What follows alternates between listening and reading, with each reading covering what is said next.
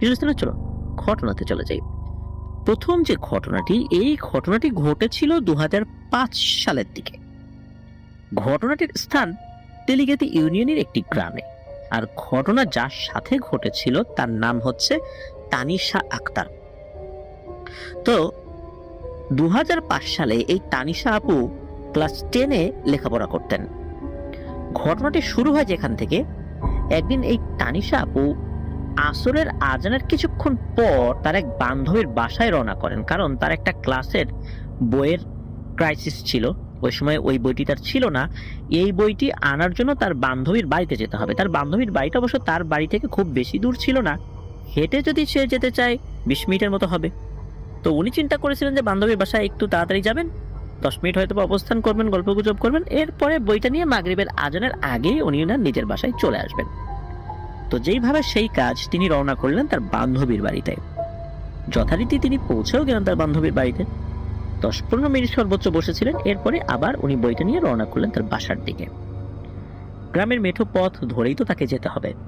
তো তিনি যতক্ষণে বান্ধবীর বাসা থেকে রওনা করেন ততক্ষণ কিন্তু একদম মাগরিবের আজানের আগ মুহূর্তে আর কি, তখন আজান দেয় নাই। তো আকাশে লাল আভা ছড়িয়ে পড়েছে। তো উনি রওনা করে বাড়ির পথে আসতে লাগলেন।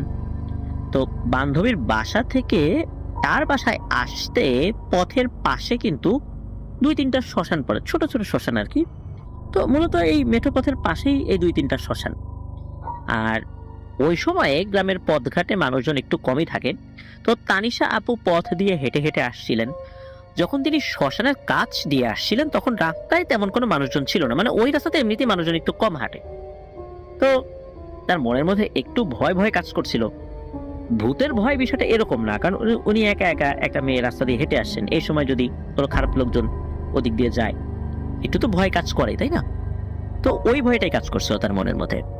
আর চারদিকে তো অন্ধকার নেমে আসছে, আবার শ্মশানের পাশ দিয়ে যাচ্ছেন, এমনিতেও তো একটু গা ছমছম করবে, তবে ওই গা ছমছম করার যে ভয়টা, এটা তার মনের মধ্যে কম কাজ করছিল, কারণ তিনি ভূতের ভয় থেকে মানুষের ভয়টাকে বেশি প্রাধান্য দিচ্ছিলেন। তো ভয়ে ভয়ে উনি বাসায় পৌঁছে গেলেন, প্রতিমধ্যে কোনো সমস্যা হয়নি। আর ওই শ্মশানের পাশ দিয়ে যাওয়ার সময় উনি যে অস্বাভাবিক কোনো কিছু দেখেছিলেন বা অস্বাভাবিক কোনো কিছু ফিল করেছিলেন সেটা এরকমও না, তবে একটু মনের মধ্যে একটু কেমন কেমন করছিল, যেটা আমাদেরও করে, সবারই করে, ওইটাই আর কি। তো যাই হোক, উনি বাসায় আসলেন। বাড়ির লোকজন যখন শুনলেন যে সন্ধ্যার সময় শ্মশানের পাশ দিয়ে আসছেন আর কি, তো বাড়ির লোকজন এই বিষয় নিয়ে খুব একটা গুরুত্ব না দিলেও তোনার বাবা কিছু সূরা পড়ে তাকে ফু দিয়ে দেন। এইভাবেই কয়েকদিন পার হয়ে যায়। কয়েকদিন পরেই একটা ভয়াবহ ঘটনা তার সাথে ঘটতে থাকে। হঠাৎ করে এই তানিশা আপুর মাথার চুলে জট পড়া শুরু হয়। একটু একটু করে এই আপুর সম্পূর্ণ মাথার চুলে ভয়ঙ্কর জট পড়ে যায়। এমন অবস্থা দেখে তো এই তানিশা আপুর পরিবার সবাই ভয় পেয়ে যায়। তারা প্রথমত কি করবে বুঝে উঠতে পারছে না। তারপর এই তানিশাপুর পরিবার কবিরাজের খোঁজ করতে থাকে। তারা কবিরাজ পায়ও। তো কবিরাজকে খবর দিলে বাড়িতে আসে, কিন্তু বাড়ির ভেতরে প্রবেশ করতে গেলেই কবিরাজ বলে ওঠে, ওরে বাবারে, এই বাড়িতে ভয়ঙ্কর কিছু একটা আছে, এই বাড়িতে ঢুকতে পারবো না। যদি ঢুকিও, যেই জিনিসটা এই বাড়িতে আছে সেই জিনিসটা আমার এবং আমার পরিবারের ভয়ানক ক্ষতি করবে। আর এমন ভয়াবহ কোনো কিছুর মুখোমুখি আমি কখনো হই নাই, আর এই জিনিস এখান থেকে তাড়ানোর বিদ্যা আমার জানা নাই। এমন কথা বলে কবিরাজ বিদায় হয়। এরপর আরো কিছু কবিরাজ আনা হয়, তারাও প্রায় একই ধরনের কথা বলে ওই বাড়ি থেকে চলে যায়। আসার আগে অনেক হম্বিতম্বি করতো কবিরাজগুলো, যে ঠিক আছে দেখে নেব এটা সেইটা, কত এরকম সরাইলাম, কত এরকম তাড়াইলাম, কিন্তু যেই না আসে সাথে সাথে তাদের হম্বিতম্বি চলে যায়। সবাই একদম ভিজা বেড়ালের মতো হয়ে যায়, ভিজা বেড়াল হয়ে একদম ওইখান থেকে পলায়ন করে, এমন একটা অবস্থা। সকলের বিদ্যা বুদ্ধি ওখানে এসে শেষ, কেউ এই বাড়িতেই ঢুকতে পারে না। এদিকে দিনকে দিন তানিশাপুর অবস্থাও ভয়াবহ হতে থাকে। তিনি দিন দিন ক্ষিপ্র মেজাজের হয়ে যেতে থাকেন। তিনি কারো কথাই শুনতেন না, তাকে কিছু বললেও কোনো লাভ হতো না, আর সবার সাথে তুই তুকারি করে কথা বলতে শুরু করেন। যদি তার আব্বু তাকে বলতো, মাগো এই কাজটা করো, অথবা এমন করতে হয় না, তখন এই তানিশাপু বলতো, এই বেটা তুই পারলে তোর কাজ করে নে, আমাকে কেন বলিস। তার বাবার সাথেও এই ধরনের আচরণ করতেন। অথচ তার বাবার সাথে তার সম্পর্ক খুবই ভালো, বাবা ছাড়া সে কিছুই বোঝে না, কিন্তু তার আচরণটা এমন হয়ে গিয়েছিল। শুধু যে ব্যবহার তা কিন্তু না, আস্তে আস্তে তার ভেতরে ভয়ানক রূপ প্রকাশ পেতে থাকে। সে শুধু খারাপ ব্যবহার করছে বিষয়টা এরকম না, সে এরপর লোকদেরকে দেখলেই মারধর করা শুরু করে। আর তার শরীরে 10 থেকে 15 জন শক্ত সমর্থ পুরুষ মানুষের যেরকম শক্তি, ওই রকম শক্তি চলে আসে। তাকে কেউ ধরে রাখতে পারে না। এর ভেতর তো কবিরাজের খোঁজ তো মানে তারা চালিয়েই যাচ্ছিলেন। আর যারাই আসতো তাদেরকে তানিশা আপু অশ্লীল ভাষায় গালিগালাজ করতো, আর কবিরাজ ওজারা তো বাড়ির উঠোন থেকেই পালাতো। তো এভাবে তো চলছে। আর দিন দিন তানিশা আপুর অবস্থা আরো খারাপ হচ্ছে। ওনাই মানে ওনার চেহারা মাশাআল্লাহ মোটামুটি ভালো ছিল, কিন্তু ওনার দিকে তাকালে এক ধরনের ভয়ঙ্কর একটা অনুভূতি মানুষের মধ্যে কাজ করত। দেখলেই মনে হতো যে ওনার সুন্দর চেহারার আড়ালে কোনো একটা বিভৎস জিনিস ওনার চেহারার মধ্যে বসে আছে। যে দেখতো সেই ভয় পেত, কিন্তু তার চেহারা যে একদম ভয়ানক হয়ে গেছিল বিষয়টা এরকম না। এক ধরনের ভয়ানক অনুভূতি মানুষের মধ্যে কাজ করত। আর তার এই ভয়ঙ্কর অবস্থা আস্তে আস্তে যেহেতু বৃদ্ধি পাচ্ছিল তার আচরণে, বিভিন্ন মানে কাজকর্মে, পরিবারের লোকজন বাধ্য হয়ে লোহার শেকল দিয়ে তাকে বেঁধে রাখে। সে সামনে যাকে পেত তাকেই মারত। এমন অবস্থায় পরিবারের লোকজন আর কি করবে? পরিবারের সবাই হতাশ। আর নিজের মেয়ের এমন অবস্থা কোন পিতামাতা সইতে পারে? খুবই দুর্বিষহ জীবনযাপন করছিলেন। এমন অবস্থায় তারা একদিন এক অভিজ্ঞ ওঝার খোঁজ পেলেন। ওই কবিরাজের বাসা ছিল মোরেলগঞ্জ ফেরিঘাট পার হয়ে ওপারের কোন একটা জায়গায়, জায়গাটার সঠিক নাম অবশ্য জানাতে পারেন নাই তাহমিদ ভাই। তো ওই কবিরাজের অনেক নাম ডাক ছিল ওই ফেরিঘাট পার হয়ে ওই এলাকায়।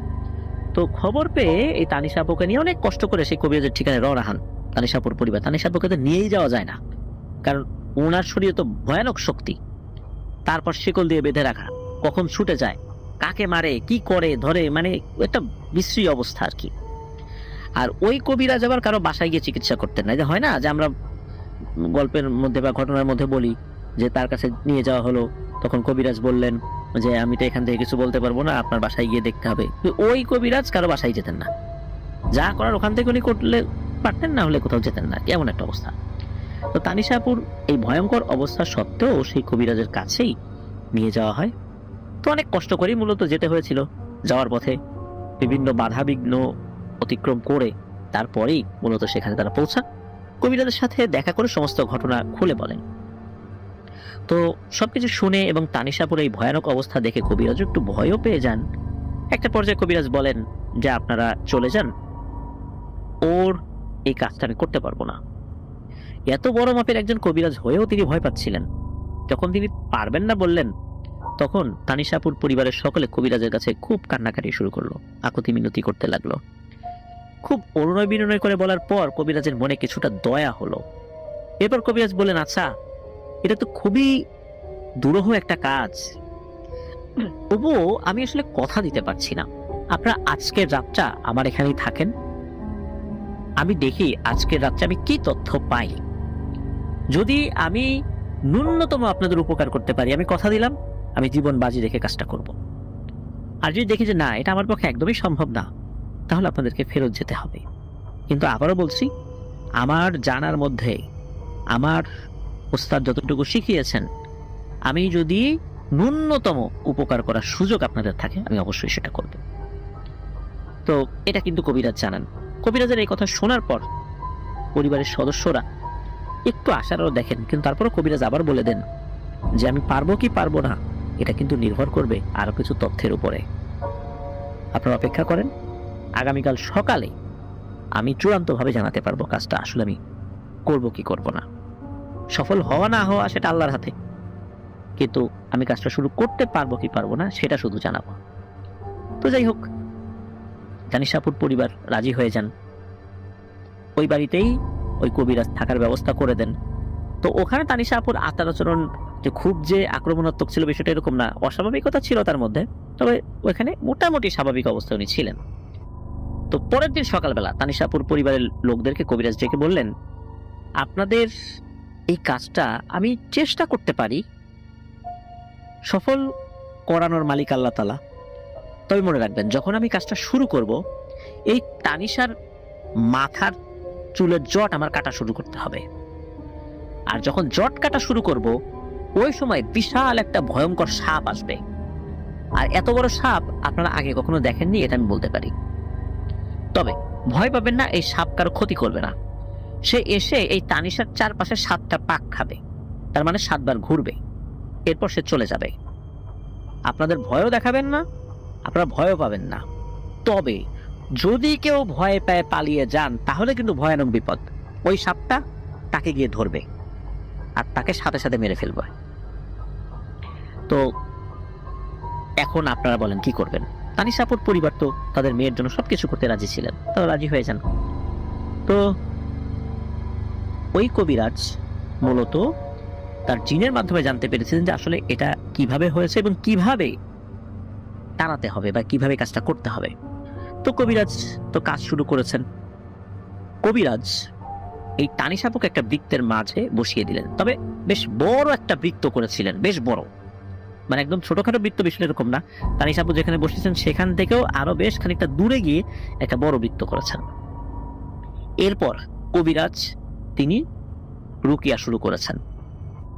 রুকিয়া শুরু করে উনি যখনই এই তানিশা আপুর মাথার জটগুলো কেচি দিয়ে কাটা শুরু করেন, সেই মুহূর্তে কোত্থেকে ফোঁস ফোঁস শব্দ করতে করতে মস্ত বড় একটা কালো কুচকুচে সাপ এসে সকলের সামনে উপস্থিত হয়।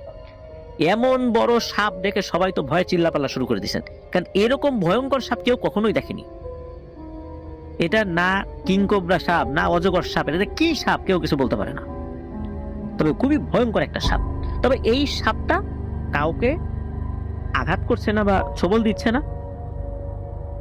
এই যে বৃত্ত, এই বৃত্তের চতুর্দিকে বৃত্তাকারে ঘুরছে। তবে এই সাপটি প্রথমে এসে তানিশা আপুর দিকে এক নজরে প্রায় 2-3 মিনিট তাকিয়ে থাকে। তার চোখগুলো ছিল লাল টকটকে, মনে হচ্ছে কোন একটা লাল লাইট জ্বলছে ওইখানে। এরপরে যখন মানে পাক দিতে থাকে, এই সাপটি যখন ঘুরছিল তখন সাপটি নাকি যখন একবার এক চক্কর দিচ্ছে, যেখান থেকে ঘোরা শুরু করেছিল, আবার যখন তার সাপের মাথাটা ওই জায়গায় পৌঁছাচ্ছিল, তখনও তার লেজ শেষ হয় নাই। তার মানে সাপটা এত বড় ছিল। এক পাক পুরোপুরি দিলেও এই বিশাল বৃত্তটা এই সাপটা পুরোপুরি শেষ করতে পারছে না। তার বডিটা মানে লেজও শেষ হচ্ছে না, তার আগেই মাথা পার হয়ে লেজ পার হয়ে চলে যাচ্ছে, এমন একটা অবস্থা। তো সাপটি এক এক করে 7টি পাক ঘুরে যেদিক থেকে এসেছিল ওইদিকে কোথায় যেন মিলিয়ে গেল। এরপর কবিরাজ তানিশাপুর চুলগুলো খুব সুন্দর করে কেটে দিলেন, যেখানে যেখানে জট ছিল সেখানে কেটে দিলেন। আসলে পুরো মাথায় জট হয়ে গেছিল, এমন একটা অবস্থা ছিল যে যেভাবে কেটে দিয়েছেন খুবই একটা বিশ্রী অবস্থা লাগছিল। পরবর্তীতে উনি পুরো মাথাটা টাক করে দেন আর কি, যাতে করে ওই জায়গায় জায়গায় চুল নাই, খুব একটা বাজে দেখা যাচ্ছিল আর কি। তখন কবিরাজ বলেন যে আস্তে আস্তে আপনাদের মেয়ে ইনশাল্লাহ সুস্থ হয়ে যাবেন, আল্লাহ তাআলা আমার কাজটা সফল করেছেন আলহামদুলিল্লাহ। আসলে সবকিছুর মালিক আল্লাহ তাআলা, আমি ওসিলা মাত্র। আপনার মেয়েটির ভাগ্য অনেক ভালো।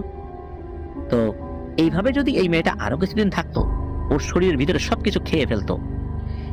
আর এই সাপটা হচ্ছে শ্মশান মনসা সাপ। মূলত এক ধরনের ভয়ঙ্কর জিন শ্মশানে থাকে, এরা অধিকাংশ সময় সাপের রূপে থাকে, এজন্য এদেরকে শ্মশান মনসা বলা হয়। আর সন্ধ্যার সময় ওই দিক দিয়ে আসার সময় এই শ্মশান মনসা ওর দিকে নজর দিয়েছে, আর তারপরই মূলত ওর উপর ভর করেছে। মূলত মাগরিবের আজান হয়ে গেলে যদি ওই দিক দিয়ে আসতো তাহলে খুব একটা সমস্যা ছিল না, কিন্তু ও একদম কালী সন্ধ্যায় ওই দিক দিয়ে হাঁটা শুরু করেছিল, যার কারণে এই সমস্যাটা হয়েছে। তো যাই হোক, এই জিনেরা যদি কারো উপর একবার আসর করে তাকে শেষ না করে ছাড়ে না। আর আরো একটা অদ্ভুত ব্যাপার হলো যে এই জিনটা কোনো কিছু চায় নাই, কিন্তু এরা কিন্তু অনেক সময় অনেক কিছু চায়, যদি একদম ছেড়েই যেতে চায় অনেক কিছু চায়, যেগুলো দেয়াটা অনেক কঠিন, কিন্তু এ কিছু চায় নাই, এমনিতেই চলে গেছে। তবে কেন চায় নাই কবিরাজ এটা আসলে ব্যাখ্যা করে না, যেহেতু কিছু চায় নাই এমনি চলে গেছে। এরপর কবিরাজের কাছ থেকে আপুর পরিবার বিদায় নেন। ঘটনা কিন্তু এখানে শেষ না। আপুকে নিয়ে তো তার পরিবারের সকলে বাড়ির উদ্দেশ্যে রওনা করেছেন। ঘটনার একটা জায়গায় আসলে মানে ঘটনা একটা জায়গায় বলতে যে আমরা এই যে ব্যাপারটা বললাম, তানিশা আপুকে নিয়ে কবিরাজের বাড়িতে আসা হবে, মাঝখানে একটা নদী পড়ে। কবিরাজ বলেছিলেন যে এই যে মাথার জটগুলো, এই জটগুলো ঠিক নদীর মাঝখানে ফেলে দিবেন, যখন পার হবে নদীর মাঝখানে ফেলে দিবেন। তো একটা কাগজের একটা প্যাকেটে ভরে দিয়েছিলেন কবিরাজ সেই জটগুলো। তো যখন নদী পার হচ্ছিলেন একটা ইঞ্জিন চালিত বোটে উঠেছিলেন ওই জায়গায় এসে, যখনই নদীর ঠিক মাঝ বরাবর এসে পৌঁছান ওই চুলগুলো বের করে নদীতে ফেলে দেন। নদীতে ফেলে দেওয়ার সাথে সাথে ওই বোটের ইঞ্জিন বন্ধ হয়ে যায়। অনেকবার চেষ্টা করেও কোনো লাভ হয় না, ইঞ্জিন স্টার্টই নিচ্ছিল না। অথচ ইঞ্জিনের কোনো সমস্যা ওই যিনি চালক, নৌকার চালক বা মাঝি, উনি বুঝতে পারছেন না কি সমস্যা, সব তো ঠিকঠাকই আছে। এমন অবস্থায় এই তানিশাপুর পরিবার ওই কবিরাজকে ফোন করেন। ওই সময় কিন্তু এরকম স্মার্টফোন ছিল না, বাটনওয়ালা ফোন ছিল। তো এই ফোনে তাকে ফোন করেন আর কি। তো কবিরাজকে বর্ণনা করে যে এইরকম একটা সমস্যায় পড়েছি, এখন নৌকা তো চলে না, ইঞ্জিন তো স্টার্ট নিচ্ছে না, আমরা কিভাবে পার হব। তখন কবিরাজ শিখিয়ে দেন যে যেখানে আপনারা ওই জটটা ফেলেছেন ওইখান থেকেই বা আশপাশ থেকে একটু পানি তোলেন, পানি তুলে সূরা ফালাক এবং নাস সবাই মিলে পড়বেন, যারা যারা ওখানে জানেন সবাই মিলে পড়বেন, সবাই মিলে ওই পানিতে ফু দিবেন, ফু দিয়ে ওই ইঞ্জিনের উপর এটা ছিটিয়ে দেন, তারপর স্টার্ট দেন। সত্যি তাই, তারা সবাই মিলে সূরা ফালাক এবং নাস পড়লো ওইখান থেকে একটু পানি নিয়ে। এরপর যখন ওই পানিটা ওই ফু দেওয়ার পর পানিটা যখন ওই ইঞ্জিনের উপর ছিটিয়ে দেওয়ার পর ইঞ্জিন যখন স্টার্ট দেওয়া শুরু করলো সাথে সাথে স্টার্ট হয়ে যায়। এই ঘটনা কিন্তু সবার সামনেই ঘটেছিল। তারা আল্লাহর রহমতে সহি সালামতে বাড়িতে পৌঁছে যান। এরপর আপু আস্তে আস্তে সুস্থ হয়ে যান। তারপর থেকে আপুর সাথে আর কোনো ভয়ের ঘটনা ঘটেনি। তানিশা আপু এখন সুস্থ আছেন, ভালো আছেন, আপুর বিয়ে হয়েছে, সন্তানাদি আছে, উনি আলহামদুলিল্লাহ খুব ভালোভাবে জীবনযাপন করছেন। তো এই তো গেল তানিশা আপুর ঘটনা। আসুন এবার আমরা চলে আসি তাহমিদ ভাইয়ের পরবর্তী ঘটনায়। আর এই ঘটনাটি তাহমিদ ভাইকে দিয়েছেন যিনি, তার নাম হচ্ছে আলামিন ভাই। তো এই ঘটনাটি ঘটেছিল এই আলামিন ভাইয়ের আপন নানা আব্দুস সোবহান হাওলাদারের সাথে। ঘটনাটি অবশ্য অনেক আগের ঘটনা, সঠিক সাল তারিখ বলা যায় না। তখন আব্দুস সোবহান নানা নতুন বিয়ে করেছেন, তখন তার একটি মাত্র সন্তান হয়েছে, আর সেটা হচ্ছে এই আলামিনের বড় মামা। ঘটনাটি আজ থেকে প্রায় কমপক্ষে ৪৫ বছর আগের তো হবেই। তখন তো আব্দুস সোবহান নানা পুরোপুরি যুবক মানুষ, আর গ্রামের মানুষ কিন্তু বেশিরভাগই ওই সময় তারা কৃষি নির্ভর ছিলেন, আর আর্থিক অবস্থা তো বুঝতেই পারছেন অনেকটাই দুর্বল ছিল। তো এই আব্দুস সোবহান নানা উনি কি করতেন, মাটি কাটার কাজ করতেন। তখন ওই মাটি কাটার জন্য যে দিনমজুর যারা থাকতেন আর কি, তিনি ওরকমই একজন ছিলেন।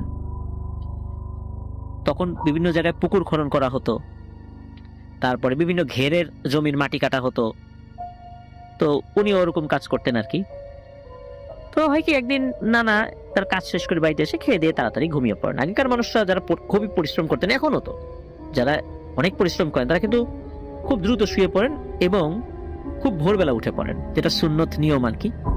তো নানাও কিন্তু এর ব্যতিক্রম ছিলেন না, তিনিও তাড়াতাড়ি ঘুমিয়ে পড়েন। পরদিন সকাল সকাল আবার তাকে মাটি কাটতে যেতে হবে, তো উনি ঘুমিয়ে পড়েছেন। এরপর ভোরবেলা কে যেন তাকে ডাকাডাকি শুরু করে। তো নানার ডাক শুনে উঠলেন, দেখলেন তার দরজায় ৭-৮ জন লোক দাঁড়িয়ে। ভয়ঙ্কর ভূতের কিছু নয়, যারা দাঁড়িয়ে আছে সবাই তার চেনা জানা, তাদের সাথে তিনি প্রতিদিন কাজ করেন। তাদের ব্যাপারটা কি, কেউ যখন একজন কাজ পায় তার পরিচিত আরো ১০ জনকে ডেকে নিয়ে আসে যে আমার পরিচিত লোক আছে, তাদেরকে নিয়ে কাজ করব। তো এভাবেই কিন্তু প্রত্যেকের পরিপূরক হিসাবে কাজের ব্যবস্থা করে দেন আর কি। একজন কাজ পেলে আরো ১০ জনকে নিয়ে যান।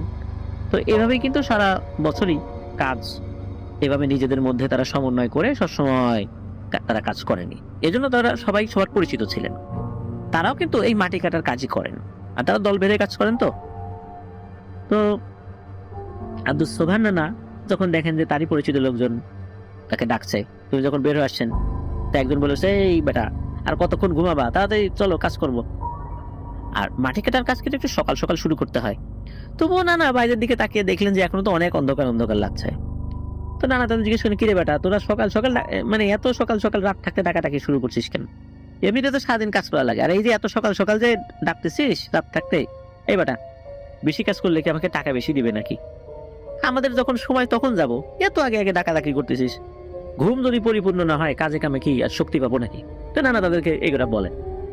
তো নানা কিন্তু তখন বুঝতে পারছিলেন যে ফজরের আজান হয়েছেন কিনা। ভাইয়া ফজরের আজান হয়েছে কিনা তো উনি বুঝতে পারছেন না। তো ভাবলেন যে ক্লান্ত শরীর নিয়ে ঘুমিয়ে পড়েছি, একটু ভালো ঘুম হয়েছে, মনে হয় আজান কখন দিচ্ছে বুঝতে পারি নাই, এরকম উনি চিন্তা করছেন। না তাদের সাথে আর কোনো কথা না বাড়িয়ে বলে যায় দাঁড়া তোরা আমি আসতেছি, এই বলে ওনার যে কোদাল খুন্তা ঝুড়ি যেটা আর কি ওটা নিয়ে তাদের সাথে রওনা দিয়েছেন। চিন্তা করে যায় ওদের সাথে হাঁটতে তো সকাল হয়ে যাবে। তো আব্দুস সোবহান নানা তো চোখ মুছতে মুছতে তার সাথে যাওয়া শুরু করেছেন আর কি। তো মাঠের দিকে যাওয়া শুরু করেছেন, যেখানে কাজ করবেন কি ওদিকেই যাচ্ছেন যেখানে তাদের কাজ করার কথা ছিল সকালবেলা। তো আগেকার দিনে কিন্তু কাজ শুরু করলে, এখন যে এক্সক্যাভেটর বা ভেকু মেশিন তখন তার এগুলো দিয়ে কাজ করা হতো না, তখন কিন্তু অনেক সময় লাগতো, মাস পার হয়ে যেত কাজ করতে করতে। এখন যেমন একদিনে পুকুর খনন করে ফেলা যায়, তখন কিন্তু মাসের পর মাস লেগে যেত এই কাজগুলো করতে। কখনো কখনো তারা মাটি কেটে জমির মধ্যে বেড তৈরি করতেন, কখনো পুকুর তৈরি করতেন, কখনো কখনো আইল তৈরি করতেন, মানে বিভিন্ন ধরনের কাজ আর কি। তো নানা ওই তাদের পিছু পিছু যাচ্ছেন, মানে তার সঙ্গী সাথী যারা আছে তাদের পিছু পিছু যাচ্ছেন আর কি। তো চারদিকে তো ওই সময় ভালোভাবে দেখা যাচ্ছিল না। আর ওই সময় হয়তো বা পূর্ণিমার আগের বা পরের বা এরকম একটা সময় ছিল আর কি, আকাশ ভালোই পরিষ্কার ছিল, সকাল না হলেও বেশ পরিষ্কারই লাগছিল চারদিকে। এক পর্যায়ে তারা পৌঁছেও যান সেই স্থানে যেখান থেকে মাটি কাটবেন। তারপর যথারীতি মাটি কাটার কাজ শুরু হয়ে যায়। বলে রাখা ভালো, আব্দুস সোবহান নানা কিন্তু ওই খন্তা চালাতেন, খন্তা যেটা, আর তার মানে হচ্ছে তিনি মাটির চাকা বা চাইন এগুলা কাটতেন, মানে মাটির যে একটা অংশ চাপ আর কি এটা কাটতেন। তো এতক্ষণ পর্যন্ত সবকিছু ঠিকঠাক চলছিল, কোনো ধরনের কোনো সমস্যা হয়নি। আর তিনি এখন পর্যন্ত কিছুই বুঝতে পারেননি যে তিনি আসলে কাদের সাথে এসেছেন। তো নানা তো মাটির চাক কাটা শুরু করেছেন, সাথে লোকগুলো মাটির চাকগুলো ধরে ধরে ফেলা শুরু করলো আরেক জায়গায়। তো নানা এবার খেয়াল করে দেখলেন যে মাটির চাকগুলো বা দলাগুলো আব্দুস সোবহান দাদা কাটছিলেন, সেই চাকগুলো ওই মানুষগুলো ধরে ধরে অনেক দূর পর্যন্ত ফেলছে। তার মানে হলো সাধারণ মানুষ যদি একটা চাকা বা দলা মিনিমাম 3 হাত দূরে ফেলতে পারে, এরা মাটির এক একটা চাকা ধরে 10-15 হাত দূরে নিক্ষেপ করছে। এমন অবস্থা দেখে না ভাবলেন এ কি অবস্থা রে, ওরা প্রতিদিন চাকা এত দূর যত দূর ফেলে তাও কষ্ট হয়ে যায়, আর ওরা এত দূরে নিক্ষেপ করছে, ব্যাপারটা কি? আব্দুস সোবহান হাওলাদার নানা উনি তো এমনিতেই বিচক্ষণ মানুষ ছিলেন, তাছাড়া গ্রামের মানুষ কিন্তু জিনভূত সম্পর্কে মোটামুটি ভালোই ধারণা ছিল। তার কিন্তু সন্দেহ হয় যে আসলে কারা। ওইদিকে ওই যারা মাটি কাটছে ওরা একটু পর পর নানার হাতের খন্তা চাচ্ছে, যে সোবহান এই দে তোর খন্তাটা দে। তো আব্দুস সোবহান নানা উনি চিন্তা করছেন কি ব্যাপার, এই বেটাগুলো আমার কাছে এসে বারবার এই খন্তা চাই কেন? আর ওরা আবার এসে বলছে, এই সোবহান দে রে খন্তাটা আমার কাছে দে রে, তোর অনেক কষ্ট হচ্ছে, দে আমি কাটি। তো এমন করে আলগা দরদ দেখাচ্ছে। নানা তো খুবই বিচক্ষণ, উনি তো বুঝতে পেরেছেন যে ঘটনাটা কি। উনি মনে মনে ভাবছেন হ্যাঁ খন্তাটা তোমাদের কাছে দেই, আর তোমরা সবাই মিলে এই মাটির মধ্যে আমাকে একদম ঢুকিয়ে দাও, তাই না, আর মেরে ফেলো। উনি মনে মনে এটা ভাবছেন, কিন্তু সমস্যা কি উনি এদের কাছ থেকে কিভাবে বের হবেন? আর উনি যেটা বুঝেছেন ওদেরকে তো বুঝতে দেওয়া যাবে না। নানা দেখছেন যে এরা যে এই এতক্ষণ ধরে এই মাটির চাকাগুলো বা দলাগুলো দূরে দূরে ছুঁড়ে মারছে, এরা না বিন্দুমাত্র ক্লান্ত হয় নাই। স্বাভাবিকভাবেই এই কাজগুলো তো বেশ পরিশ্রমের কাজ, তাই না? তো যাই হোক, নানা তো চিন্তা করছেন যে আল্লাহ রে কিভাবে বের হই এখান থেকে। যত যাই হোক অন্তত ফজরের আজান পর্যন্ত এদেরকে বুঝতে দেওয়া যাবে না, ফজরের আজান দিলে এরা এখানে থাকবে না, এটা নিশ্চিত। নানা তো জানতেন এই ব্যাপারগুলো। তো নানা এভাবে উনি খন্তাটা হাত থেকে ছাড়ছেন না, কিন্তু এরা একটু পর পর এসে খন্তা চায়, কিন্তু খন্তা যে তার কাছ থেকে হাত থেকে কেড়ে নেবে এটা করে না। এভাবে করতে করতে একসময় দূর থেকে ফজরের আজানের ধ্বনি ভেসে আসে। আর তখনই ওই লোকগুলো, মানে তার যে পরিচিত লোকগুলোর বেশ ধরা যারা, ওরা সকলে একসাথে বলে ওঠে, বেঁচে গেলি রে সোবহান, বেঁচে গেলি, শুধু একবার খন্তাটা দিতি রে আমাদের হাতে, তারপর দেখতি মজা তোকে কি করতাম। এ কথা বলার সাথে সাথে ওই মানুষরূপী অবয়বগুলো হাওয়ায় মিলিয়ে গেল চোখের সামনে। আব্দুস সোবহান নানা এতক্ষণ সাহস ধরে রাখলেও এমন পরিস্থিতিতে তিনি খুবই ভয় পেয়েছিলেন। আসলে অনেকক্ষণ ধরে তো ওদেরকে এভাবে ভুলিয়ে ভালিয়ে রেখেছিলেন। উনি তো এই ঘটনার পর এক দৌড়ে বাড়িতে চলে গেলেন, ডাকাটাকি শুরু করলেন। তার ডাক শুনে বাড়ির ভেতর থেকে তার স্ত্রী আরো যারা ছিল বের হয়ে এলো, জিজ্ঞেস করলেন যে কি হয়েছে। তখন আব্দুস সোবহান নানা বলেন যে এই ব্যাপার, আমার সাথে এই ঘটনা ঘটেছে। তখন তার পরিবারের সদস্যরা বলল যে, কই, আমরা তো কোনো ডাক শুনিনি, তোমাকে কখন ডাকলো? আমরা এই ধরনের কোনো ডাক শুনি নাই। মূলত এটা জিনেদের একটা মায়াজাল ছিল। আসলে কেন আব্দুল সোবহান নানাকে এইভাবে ডেকে নিয়ে গিয়েছিল, কি শত্রুতা ছিল তাদের সাথে, এটা জানা যায় নাই। তবে আব্দুল সোবহান নানা উনি ওই ঘটনার পরে সামান্য একটু জ্বর আসছিল, একদিন অসুস্থ ছিলেন, এরপর আল্লাহর রহমতে উনি সুস্থ হয়ে গিয়েছিলেন। উনি একজন হুজুরের কাছে গিয়েছিলেন, তিনি ঝাড়ফুঁক করে দিয়েছিলেন। তো হুজুর বলেছেন এরা খুবই দুষ্ট প্রকৃতির জিন, এরা রাতের বেলা মানুষকে মায়াজালে ফেলে নিয়ে মেরে ফেলে। ওরা ওই ধরনের লোকদেরকে টার্গেট করে, যেই ধরনের লোকদেরকে পরের দিন ভোরবেলা বা রাতের বেলা বা সকালবেলা এসে ডাকার কথা থাকে, ওরা ওই নিশি ডাক দিয়ে নিয়ে যায়। আর তখনই মানুষ এদের ফাঁদে পড়ে যায়। মূলত মানুষকে বলি দেওয়াটাই এদের কাজ। তো আল্লাহ তোমাকে বাঁচিয়ে দিয়েছেন। তো আব্দুল সোবহান নানাকে তো এখনো বেঁচে আছেন, ভালো আছেন, সুস্থ আছেন। তো এটি ছিল ঘটনা। ধন্যবাদ তাহমিদ ভাইকে, চমৎকার দুটি রোমহর্ষক ঘটনা আপনাদের ওয়ার্ল্ডের লিসেনারদের জন্য পাঠিয়েছেন। আশা করছি ওনার কাছ থেকে আরো অনেক অনেক সত্য ভয়ের ঘটনা ইনশাল্লাহ পাবো। প্রিয় লিসেনার্স, চলুন আমরা চলে যাব আমাদের এবারে এপিসোডের পরবর্তী আরো একটি নতুন ঘটনায়। আমি আসলে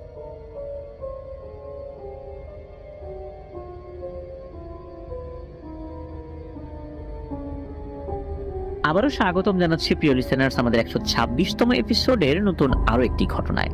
এখন যার ঘটনাটি আপনাদের সাথে শেয়ার করব তার নাম আতিকুল ইসলাম আতিক। ওনার বাড়ি নরসিংদী জেলার মনোহরদী থানার কাঁচিকাটা ইউনিয়নের দক্ষিণ বারুদিয়া গ্রামে। উনি বর্তমানে একটি বেসরকারি প্রতিষ্ঠানে চাকরি করছেন। ওনার বেশ কয়েকটি ঘটনা কিন্তু আমরা প্রচার করেছি। 95 নম্বর এপিসোড, 116 নম্বর এপিসোড এবং 120 নম্বর এপিসোডে ওনার ঘটনা প্রচারিত হয়েছে। উনি এর আগে টাহুরা জিনের ঘটনা আমাদেরকে পাঠিয়েছিলেন। আপনারা অনেকেই এই টাহুরা জিনের ঘটনা শুনে খুবই ভয় পেয়েছেন বলে জানিয়েছেন এবং এরকম ঘটনা আপনাদেরও জানা আছে বলে জানিয়েছেন। তো চলুন এবার টাহুরা জিনের দ্বিতীয় পার্ট নিয়ে আলোচনা করি। টাহুরা জিন এক ধরনের জিন যারা শুধু বাচ্চাদেরকে নিয়ে যায়, নিয়ে মেরে ফেলে। তো এর আগের ঘটনাটা তো আপনাদের মনেই আছে। আর আগের যে ঘটনাগুলো, আমি যে এপিসোড নাম্বারগুলো বললাম, এগুলো থেকে আপনারা শুনে আসতে পারেন আতিকুল ইসলাম আতিক ভাই কি ধরনের ঘটনা পাঠিয়েছিলেন। তো চলুন আজকের ঘটনায় যাই। আজকের ঘটনাটা ওনার পরিবার এমনকি ওনার নিজের সাথেও ঘটেছিল। ওনার ভাই, ওনার নিজের সাথে, ওনার পরিবারের সাথে ঘটেছিল এবং ঘটনাটি উনি ওনার দুই মায়ের কাছ থেকে শুনেছিলেন। দুই মা কেন সেটা আমরা বলবো, যেটা উনি নিজেই জানিয়েছেন। তো চলুন ঘটনায় চলে যাই।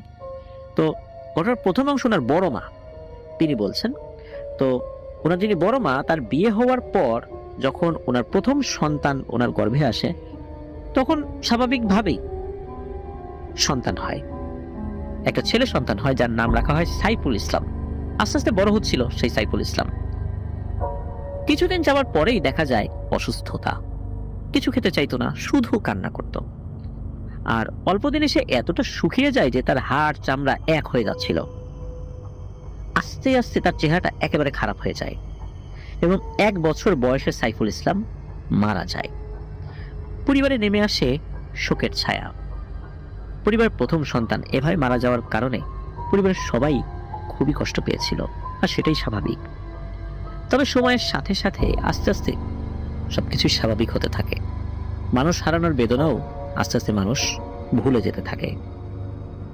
একটা সময় প্রকৃতির স্বাভাবিক নিয়মেই তার গর্ভে আবারও সন্তান আসে। যথারীতি সন্তান ভূমিষ্ঠ হয়, তার নাম রাখা হয় তাইজুল ইসলাম।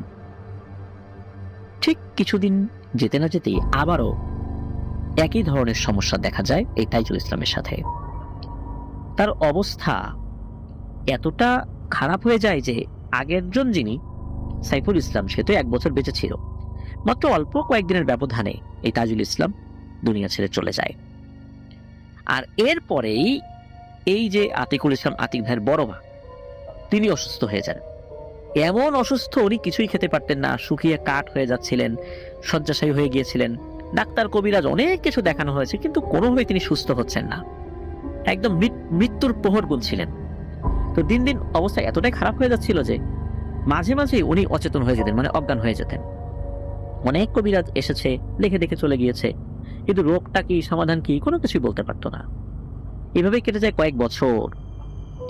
আর পরিবারের একমাত্র এই নারী সদস্যের এই করুণ অবস্থার কারণে পরিবারটা একদম ভেঙে পড়ে, যার ফলশ্রুতিতে উনি নিজে তার স্বামীকে আবার দ্বিতীয় বিয়ে করতে বলেন।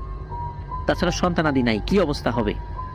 সবকিছু মিলিয়ে উনি নিজেই তার স্বামীকে দ্বিতীয় বিয়ের কথা বললেও ওনার স্বামী প্রথমে যদিও বা রাজি হচ্ছিলেন না, পরবর্তীতে উনি নিজেই বোঝান যে আপনি আর একটা বিয়ে করেন। তো বিভিন্ন পারিপার্শ্বিক অবস্থা বিবেচনায় এই আতিকুল ইসলাম আতিক ভাইয়ের বাবা আবারও বিয়ে করেন। তো এই মায়ের সন্তান হচ্ছে আতিকুল ইসলাম আতিক ভাই আর কি। তো কিছুদিন পর আতিক ভাইয়ের মায়ের গর্ভে সন্তান আসে। তিনিও ছেলে সন্তান ছিলেন, সময় মতো তিনিও জন্মগ্রহণ করেছেন আল্লাহর রহমতে। কিন্তু এবারও সেই আগের সমস্যা শুরু হয়েছে। তবে এবার আর দেরি না করে শুরু করা হয় কবিরাজি চিকিৎসা, মূলত সেই তাহুরা জিনের বিরুদ্ধে চিকিৎসা। এটা সেই কবিরাজ, সেই মহিলা কবিরাজ যিনি তাহুরা জিনের প্রথম পর্বে কবিরাজি করেছিল। তো তিনি ওনাদের বাড়িতে আসেন, এসেই ওনাদের বাড়ির পেছন সাইডে দুটি গাব গাছ ছিল, সেই দিকে তাকিয়ে থাকেন বেশ অনেকক্ষণ। তারপর তিনি বাড়িটা বন্ধ দেন এবং কিছু জিনিস দিয়ে যান। সেই জিনিসগুলো বিছানায় রাখতে বলেন, যেই বিছানায় এই আতিক ভাইয়ের বড় ভাই ছিলেন। আর সবাইকে বলে যান যে এর আগেও এই তাহুরাই দুটো বাচ্চা নিয়ে গেছে, এবার এই বাচ্চার দিকে নজর দিয়েছে, সাবধানে থাকতে হবে সবাইকে।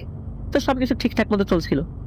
আর আতিক ভাইয়ের বাবাও ব্যবসা করতেন, যার ফলশ্রুতিতে সবসময় যে সন্ধ্যার আগে বাড়িতে আসতে পারতেন বিষয়টা এরকম না, মাঝে মাঝেই অনেক রাত করে বাড়িতে ফিরতে হতো। একবার হয় কি, এই আতিক ভাইয়ের মা এই আতিক ভাইয়ের বড় ভাইকে নিয়ে শুয়ে আছেন, সদ্য ভূমিষ্ঠ বাচ্চা। তো এই অংশটা আবার আতিক ভাইয়ের মা যিনি, মানে ছোট মা, তিনি বলছেন যে ওই দিন আবার আতিক ভাইয়ের বাবা ফিরতে দেরি করছিলেন। তো উনি তো শুয়ে আছেন বাচ্চার সাথে নিয়ে, কখন যে ঘুমিয়ে গেছেন মনে নাই। হঠাৎ করে উনি সজাগ হন, হয়ে দেখেন কিছু একটা জিনিস তার বাচ্চাটাকে টেনে নিয়ে যাচ্ছে। তো উনি উঠে বসে পড়েছেন।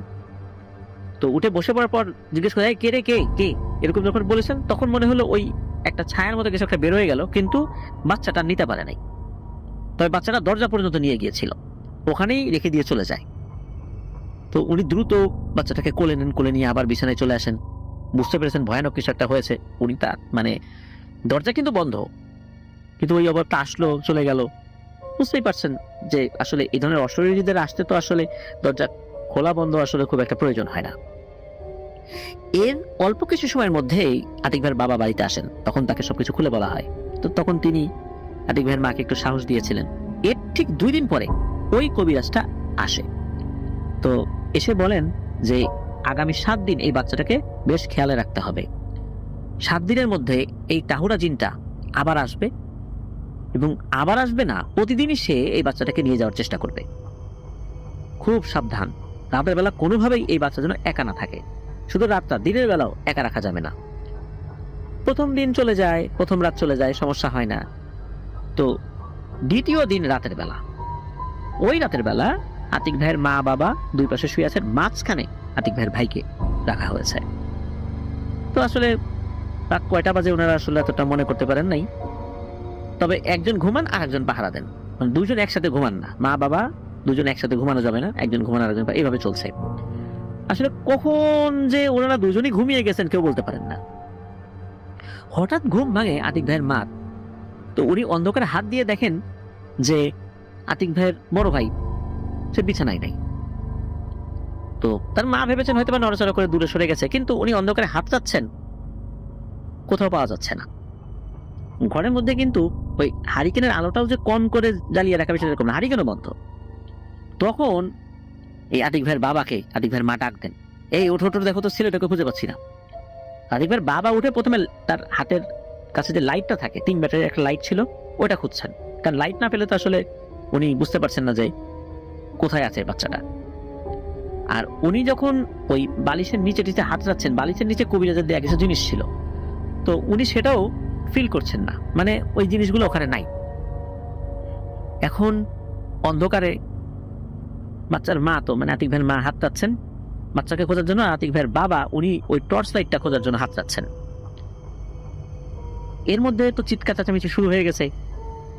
আতিক ভাইয়ের মা চিল্লাচিল্লি শুরু করেছেন। তখন অন্য ঘরে যারা ছিলেন আর কি, তারা তো চলে এসেছেন। তারা আবার হারিকেনের যে বাতিটা ওটা নিয়ে চলে আসছেন। তো নিয়ে এসে যখন হারিকেনের আলোটা নিয়ে আসছেন, তো ওনারা তো অন্ধকারে হাতে হাতে যায় দরজা খুলেছেন। তখন হারিকেন আসার পরে দেখা যায় যে ওই যে কবিরাজ কিছু কিছু জিনিসগুলো দিয়েছেন, ওই জিনিসগুলো খাটের নিচে পড়ে আছে, আর যে লাইটটা, ওই লাইটটাও খাটের নিচে পড়ে আছে। এদিকে আতিক ভাইয়ের মা বাবা ওরা দুজন তো মনে হয় যে আকাশ থেকে পড়েন যে এই জিনিসগুলা খাটের নিচে আসলো কিভাবে, আরে বাচ্চাটা কোথায় গেল, বাচ্চা তো নাই। রাত তো তখন অনেক গভীর, কয়টা বাজে বোঝা যাচ্ছে না। ওই সময় আতিক ভাইয়ের বাবার দুই বন্ধু পাশের গ্রামের একটা মাহফিল শুনতে গেছিল, ওয়াজ মাহফিল, সেটা শেষ করে বাড়িতে আসছিল। বাড়িতে চিৎকার চেঁচামেচি শুনে তারাও দ্রুত চলে আসে, তাদের হাতে টর্চ লাইট ছিল। তো শুনে যায় ঘটনা, বাচ্চা নাই। তারাও তো খুঁজতে থাকে, আশেপাশে জঙ্গল টঙ্গল সব জায়গায় খুঁজতে থাকে, তো কোথাও খুঁজে পাওয়া যায় না। খুঁজতে খুঁজতে এই আতিক ভাইদের বাড়ির ধান রাখার জন্য যে এক ধরনের ডোল বলে, বাঁশের বানানো ডোল, এই ডোলের ওখানে এসে এই দুই ডোলের মাঝখানে পাওয়া যায় এই আতিক ভাইয়ের ভাইকে। ডোলের চিপায় কাত করে শুইয়ে রাখা, ঘুমিয়ে আছে, কান্নাকাটিও করছে না। কান্নাকাটি করলে তো শব্দ পাওয়া যেত, একদম শুয়ে মানে শুয়ে ঘুমায় আছে আর কি। মনে হচ্ছে কেউ খুব সযত্ন এখানে রেখে গেছে আর কি। তো বাচ্চাটাকে পাওয়ার পর সবাই যেন নতুন করে জীবন ফেরত পেল, এমন একটা অবস্থা। বাচ্চাটাকে ওখান থেকে তুলে আনা হয়, অনেকক্ষণ পরে বাচ্চাটার ঘুম ভাঙে। পরের দিন সকালবেলা সেই মহিলা কবিরাজ আবার চলে আসে ওনাদের বাড়িতে। তাকে কিন্তু কেউ খবর দেয় নাই।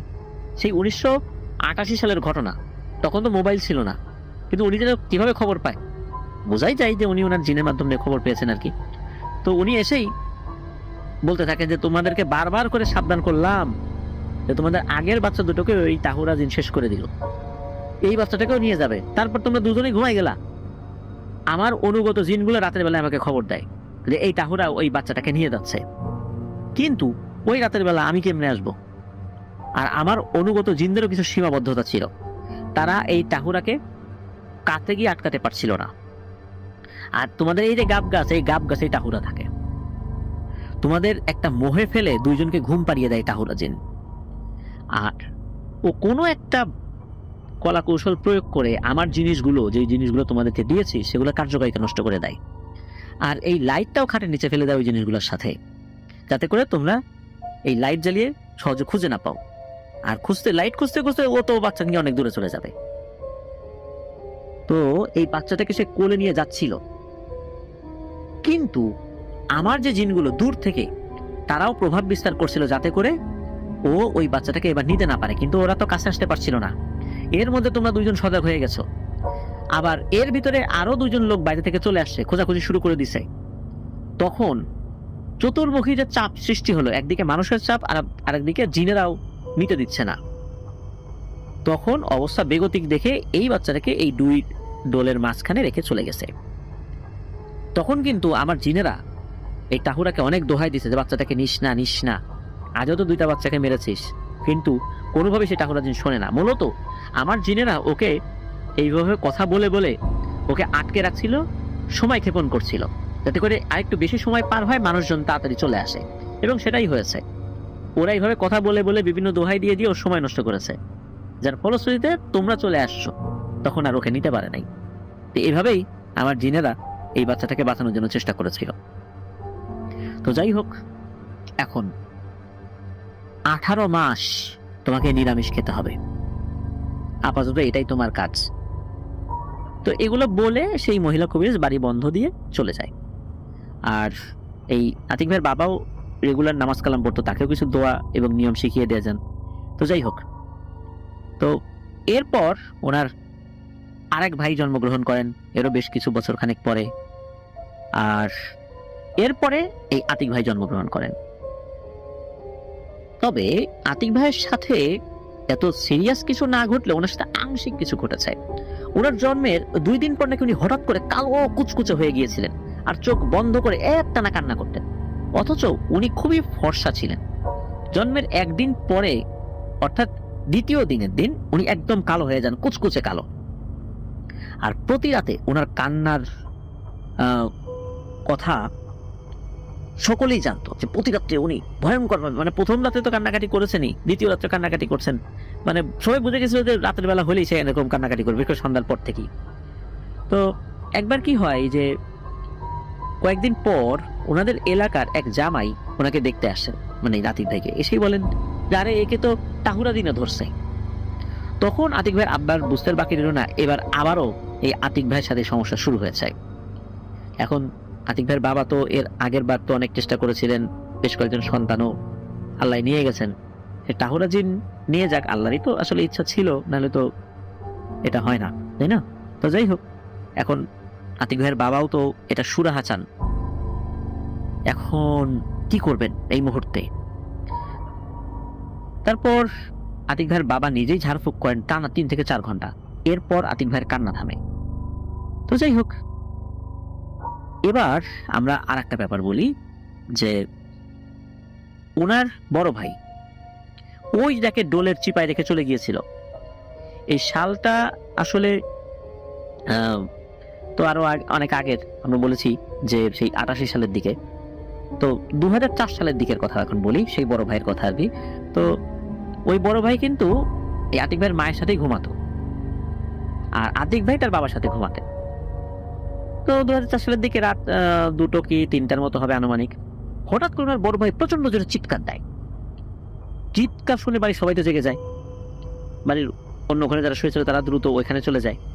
গিয়ে দেখা যায় যে ওই বড় ভাই টিনের চালের দিকে এক দৃষ্টিতে তাকিয়ে আছেন আর ভয়ে ঠক ঠক ঠক ঠক করে কাঁপছে।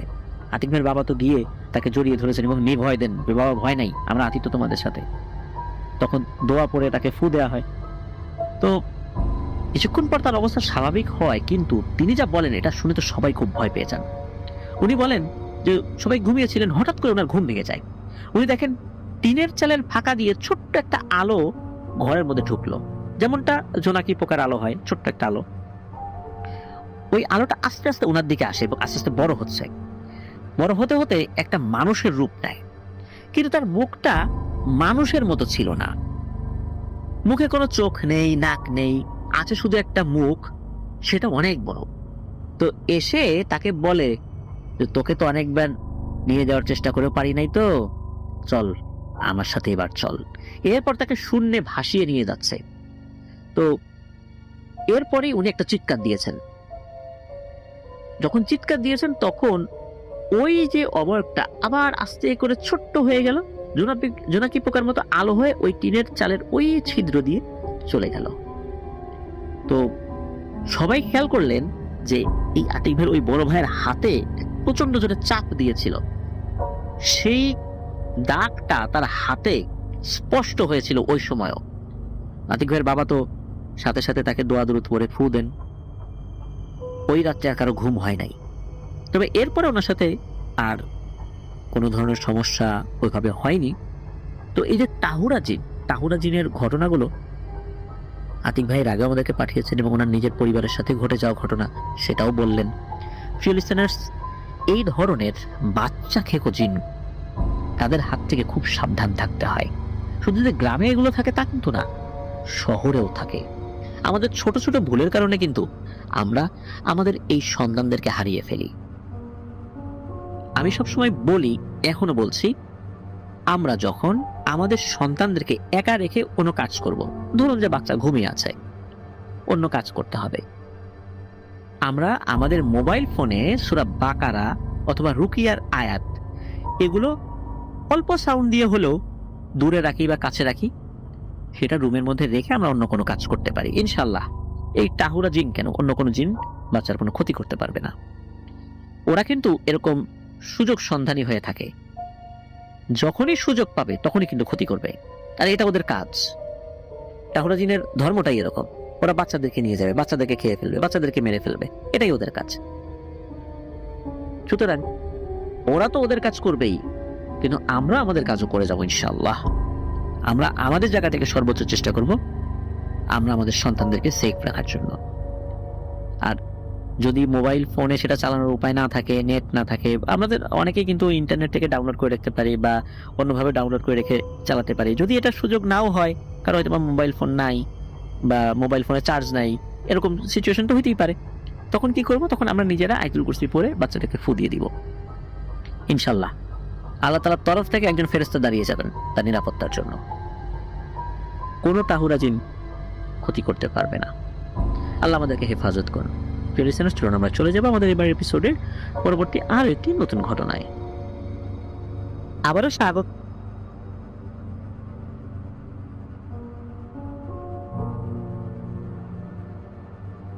আবারও স্বাগতম জানাচ্ছি প্রিয় লিসেনার্স আমাদের 126তম এপিসোডের নতুন আরো একটি ঘটনায়।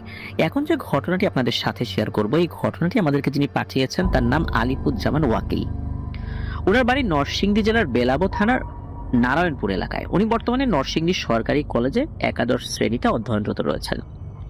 তো ঘটনাটি উনি সংগ্রহ করেছেন ওনার খালাতো ভাই নিলয়ের কাছ থেকে, আর নিলয় ঘটনাটি শুনে তার বাবার কাছ থেকে। ঘটনাটি যে গ্রামে ঘটেছে নিলয়ও সেই একই গ্রামের বাসিন্দা, যদিও বা নিলয় বর্তমানে তার বাবার চাকরির সূত্রে নরসিংদী শহরে বসবাস করছে। তো চলুন ঘটনাতে চলে যাই। ঘটনাটি ঘটে 1980 সালের দিকে।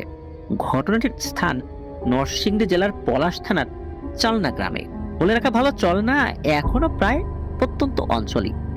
গ্রামটা এখনো অনেকটাই নির্জন, ফসলি ক্ষেত খামার ও অপরূপ প্রাকৃতিক সৌন্দর্যে ঘেরা। এখনো সেখানে ছোটখাটো ভয়ানক ঘটনা ঘটে।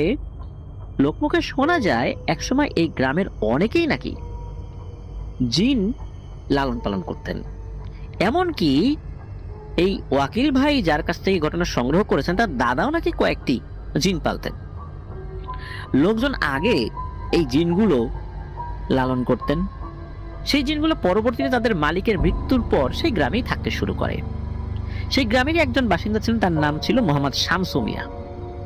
তার 2 থেকে 3 বছর একটি ফুটফুটে কন্যা সন্তান ছিল। ওই মেয়ে শিশুটি দেখতে মাশাআল্লাহ অনেক সুন্দর ছিল, তাই সেই শিশু ছিল সবার চোখের মণি। শুধু সুন্দর ছিল এই জন্য চোখের মণি ছিল বিষয়টা এরকম না। বাচ্চাটা খুব হাসি খুশি ছিল, সবার কোলে যেত, হাসতো সব সময়, এই জন্যই মূলত সবার চোখের মণি ছিল সে। যেই দেখতো সেই তাকে আদর করত। মেয়েটার বয়স যখন 1.5 থেকে 2 বছর, তখন থেকেই একটা অদ্ভুত ঘটনা ঘটতে শুরু করে তার সাথে। একটি সাপ এসে নাকি তার সাথে খেলাধুলা করত। অনেক সময় দেখা যেত মেয়েটি একা একা কার সাথে যেন খেলছে, কিন্তু কাউকে দেখা যেত না। দিনের বেলায় এরকমটা হতো, আবার ওই সাপের উপস্থিতি অনেকে দেখতেন। সবসময় সাপ দেখতেন বিষয়টা এরকম না, কখনো কখনো মনে হতো সে কারোর সাথে খেলছে কিন্তু কাউকে দেখা যাচ্ছে না। আর অন্য কেউ কিন্তু বিষয়টা আসলে বুঝতে পারতো না, শুধু তার মা বাবা বিষয়টি বুঝতে পারত। এছাড়া কিন্তু অন্য কোনো ধরনের কোনো সমস্যা ছিল না। একদিন হয়েছে কি, শামসু মিয়া তার কাজ শেষ করে সন্ধ্যার দিকে বাড়িতে চলে আসছেন। তখন তার স্ত্রী রান্না করতে ব্যস্ত ছিলেন বলে বাচ্চা মেয়েটি একাই ঘরে বসেছিল। তখন শামসু মিয়া ঘরে ঢুকে দেখেন একটি সাপ তার সাথে খেলা করছে। তার বাচ্চাটি সাপের অনেক কাছে চলে গিয়েছে। এইটা দেখে শামসু মিয়া অনেক ঘাবড়ে যায়। তাড়াহুড়া করে উত্তেজনার বশে একটি লাঠি নিয়ে সজোরে সাপটিকে কয়েকটি আঘাত করে, ফলে সাপটি সেখানেই মারা যায়। শামসু মিয়া একবারও চিন্তা করলেন না যে কি মারাত্মক ভুলটাই না উনি করলেন। সাপটি মারা যাওয়ার পরদিন থেকেই মেয়েটির ভীষণ জ্বর এবং অসুস্থতাও শুরু হয়ে যায়। সে সাথে বমি শুরু হয়। কিছুদিনের মাথায় মেয়েটি অনেক দুর্বল হয়ে যায় এবং শুকিয়ে যেতে থাকে। তখন ওই সময় তো আসলে এভাবে এরকম ডাক্তার আশেপাশে ছিল না, আর প্রত্যন্ত এলাকা। শামসু মিয়া তার মেয়েকে এক কবিরাজের কাছে নিয়ে যান। কবিরাজ কিছু ঔষধ এবং পানি পড়া দিয়ে দেন। বাড়িতে এসে মেয়েকে ওষুধ সেবন করানোর পরও অবস্থার কোনো উন্নতি হয় না। এর কিছুদিন পর তারা আরো ভালো এক কবিরাজের খোঁজ পান। পরবর্তীতে মেয়েকে সেই কবিরাজের কাছে নিয়ে যাওয়া হলে কবিরাজ মেয়েটিকে দেখেই বুঝতে পারেন আসল ব্যাপারটা কি। পরে কবিরাজ তার তথ্য সংগ্রহের জন্য 2-1 দিন সময় চেয়ে নেন। শামসু মিয়া 2 দিন পর কবিরাজের কাছে গেলে কবিরাজ জানান যে ওই দিন শামসু মিয়া যে সাপটিকে হত্যা করেছিল সেটা ছিল আসলে একটা জিন। তখন কবিরাজ আরো জানান যে ওই জিনটাকে মেরে ফেলার প্রতিশোধ হিসেবে ওই জিনের আত্মীয় স্বজনরা এই মেয়েটার উপর আসর করেছে এবং প্রতিনিয়ত ওই মেয়ের রক্ত শুষে নিচ্ছে। তখন ওই দিন রাতে কবিরাজ আবারও আসর পাতেন এবং একজন জিনকে হাজির করান। তখন কবিরাজ জিনকে তার নাম এবং ঠিকানা জিজ্ঞেস করেন এবং এটাও জানতে চান কেন তারা এই নিষ্পাপ মেয়েটিকে কষ্ট দিচ্ছে। তখন ওই জিন বলে সাপ রূপে তাদের গোত্রের এক জিন আসতো বাচ্চা মেয়েটার কাছে, কিন্তু সে তো কোনো ক্ষতি করতো না। আর শামসু মিয়া সে তো বয়স্ক মানুষ, সে তো অভিজ্ঞ মানুষ, সে জানতো যে তার মেয়ের কাছে একটা সাপ আসে। এমনটা না যে সে নতুন এটা দেখেছে, সে তো জানতো। তারপরও শামসু মিয়া কেন সাপটাকে পিটিয়ে হত্যা করলো? এমনটা না যে হুট করে সে দেখেছে সে মেরে ফেলেছে, তাহলে একটা বুঝ দেওয়া যেত, কিন্তু শামসু মিয়া তো জানা সত্ত্বেও মেরে ফেলেছে। আর এই কারণে শামসু মিয়ার মেয়েকে না নিয়ে জিন যাবে না, এটা জিনেরা বলে দেয়। তো কবিরাজ প্রথমে অনেকক্ষণ ধরে জিনটাকে ভালোভাবে বোঝান, কিন্তু জিন কোনোভাবেই এই মেয়েটিকে ছেড়ে যেতে চায় না। পরে কবিরাজ রেগে যান এবং ওই জিনটাকে তার পদ্ধতিতে মারধর করেন, গরম পানি ঢেলে দেন শরীরে। শেষমেশ জিনটা যেতে রাজি হয়, কিন্তু কিছু শর্ত দেয়, যেমন 4 রাস্তার মোড়ে কিছু মোরগ, মুরগির ডিম, আরো অন্যান্য কিছু জিনিস যেগুলো শামসু মিয়াকে একা একাই দিয়ে আসতে হবে। তখন শামসু মিয়া কিছু না ভেবে রাজি হয়ে যান। যাই হোক, বাবার মন তো, মেয়েটাকে তো সুস্থ করতে হবে। ওই দিন রাত্রেই শামসু মিয়া জিনিসগুলো নিয়ে পাশের একটি 4 রাস্তার মোড়ে, যদিও বা মোড়টা নির্দিষ্টভাবে শনাক্ত করা যায় না এক্সাক্ট কোথায়, তো যাই হোক ওই দিকে রওনা দিয়েছেন। তো শামসু মিয়া প্রথমে ভয়ে ভয়ে ওই 4 রাস্তার মোড়ের দিকে রওনা দিয়েছেন। কিছুক্ষণের মধ্যে তিনি সেখানে পৌঁছেও যান। যাওয়ার সময় তেমন কোনো সমস্যা হয়নি, কিন্তু জিনের কথা মতো ওই জিনিসগুলো রেখে যখন উনি কি মনে করে পেছন দিকে ফিরেছেন, তখন হঠাৎ করে তার হার্টবিট বেড়ে যায়। কারণ হলো, পেছনে তাকে উনি ভয়ঙ্কর কিছু না দেখলেও ভয়ঙ্কর শব্দ উনি শুনতে থাকেন। শব্দটা এতটাই কর্কশ এবং তীক্ষ্ণ ছিল যে মনে হচ্ছে তার কলিজা ফেটে যাচ্ছে। উনি আর পেছন দিকে না তাকিয়ে সোজা এক দৌড় দিয়ে বাসায় চলে যান। বাসায় এসে উনি অনেক জোরে হাঁপাতে থাকেন। বাড়ির সবাই তখন তার কাছে জানতে চান যে কি হয়েছে। তখন উনি সব ঘটনা খুলে বলেন, পেছন দিকে তাকিয়েছেন, এরকম শব্দ শুনেছিলেন, কিন্তু সচক্ষ কিছু দেখেন নাই। কিন্তু দুঃখের বিষয় হলো, শামসু মিয়া এতটাই ভয় পেয়েছিলেন যে ওই রাত্রেই উনি হার্ট অ্যাটাক করে দুনিয়া থেকে চিরবিদায় নেন। শর্ত অনুযায়ী ওই মেয়েটাকে কিন্তু ছেড়ে দেওয়ার কথা, কিন্তু এর পরের দিন ঘটে যায় আরেকটি হৃদয় বিদারক ঘটনা। শামসু মিয়ার মেয়েও এর পরের দিন চলে যায় না ফেরার দেশে। জিন তার শরীর থেকে প্রায় সব রক্তই শুষে নিয়েছিল, যার ফলস্বরূপ শামসু মিয়ার মেয়ে মারা যায়। শামসু মিয়ার মেয়েকে ছেড়ে গেলেও মূলত তার চরম অসুস্থতার কারণেই মেয়েটি মারা যায়। এভাবে সুন্দর সাজানো গোছানো একটি সংসার ধ্বংস হয়ে যায়। প্রিয় লিসেনার্স, আমরা সব সময় বলি, সব সময় বলে এসেছি, এখনো বলছি, ভবিষ্যতে ইনশাল্লাহ বলবো, যে সাপ দেখলে মারতে হবে, এটা সত্য। কিন্তু এটাও সত্য যে আপনি যখন সাপ দেখবেন তাকে বলবেন যে তুমি যদি জিন হয়ে থাকো চলে যাও, এভাবে 3 বার বলতে হবে। যদি এমন কোনো সিচুয়েশনের উদ্ভব হয় যে এভাবে বলারও সুযোগ নাই, সাপ আপনার উপর আক্রমণ করছে, তখনকার হিসাব তো আলাদা। কিন্তু আপনি অস্বাভাবিক একটা সাপ দেখলেন যেটা স্বাভাবিক না, তখন আপনি সেটাকে আঘাত করলেন, তাহলে কি হবে নিশ্চয়ই বুঝতে পারছেন। প্রিয় লিসেনার্স, আমরা মানুষরা অনেক সময় একগুঁয়ে আচরণ করি, কিছুই বুঝতে চাই না, অনেক যৌক্তিক বিষয় বুঝতে চাই না। জিনেরা কিন্তু তারা সৃষ্টিগতভাবে বেশ একগুঁয়ে স্বভাবের, তাদেরকে অনেক যৌক্তিক বিষয়গুলো বোঝানো সম্ভব হয় না। ভালো মন্দ, ন্যায় অন্যায়, অনেক কিছু তারা বুঝতে চায় না, যদিও বা সেই বুঝ তাদের রয়েছে, কিন্তু সৃষ্টিগতভাবে তাদের বৈশিষ্ট্যটা একটু ভিন্ন রকমের, যার ফলশ্রুতিতে আমাদের কাছে মনে হয় যে জিন কেন রাজি হলো না, এটা তো অন্যায়। আসলে ওদের এই বুঝটা ওইভাবে কাজ করে না, যার ফলশ্রুতিতে ওরা প্রতিশোধ পরায়ণ হয়ে অনেক কাজ করে ফেলে। আর এগুলো হয় কিন্তু আমাদের ভুলের কারণে, অধিকাংশ ক্ষেত্রে আমাদের ভুলের কারণে হয়। আল্লাহ আমাদেরকে হেফাজত করুন। ধন্যবাদ আলিপুজ্জামান ওয়াকিল ভাইকে, খুবই মর্মান্তিক একটি ঘটনা আমাদেরকে দিয়েছেন। আসলে এই ধরনের ঘটনা আমরা চাই না আর ঘটুক, আমাদের ভুলের কারণে আর ঘটুক বা অন্য কোনো কারণে না ঘটুক। প্রিয় লিসেনার্স, চলুন আমরা চলে যাই আমাদের এবার এপিসোডের পরবর্তী আরো একটি নতুন ঘটনায়।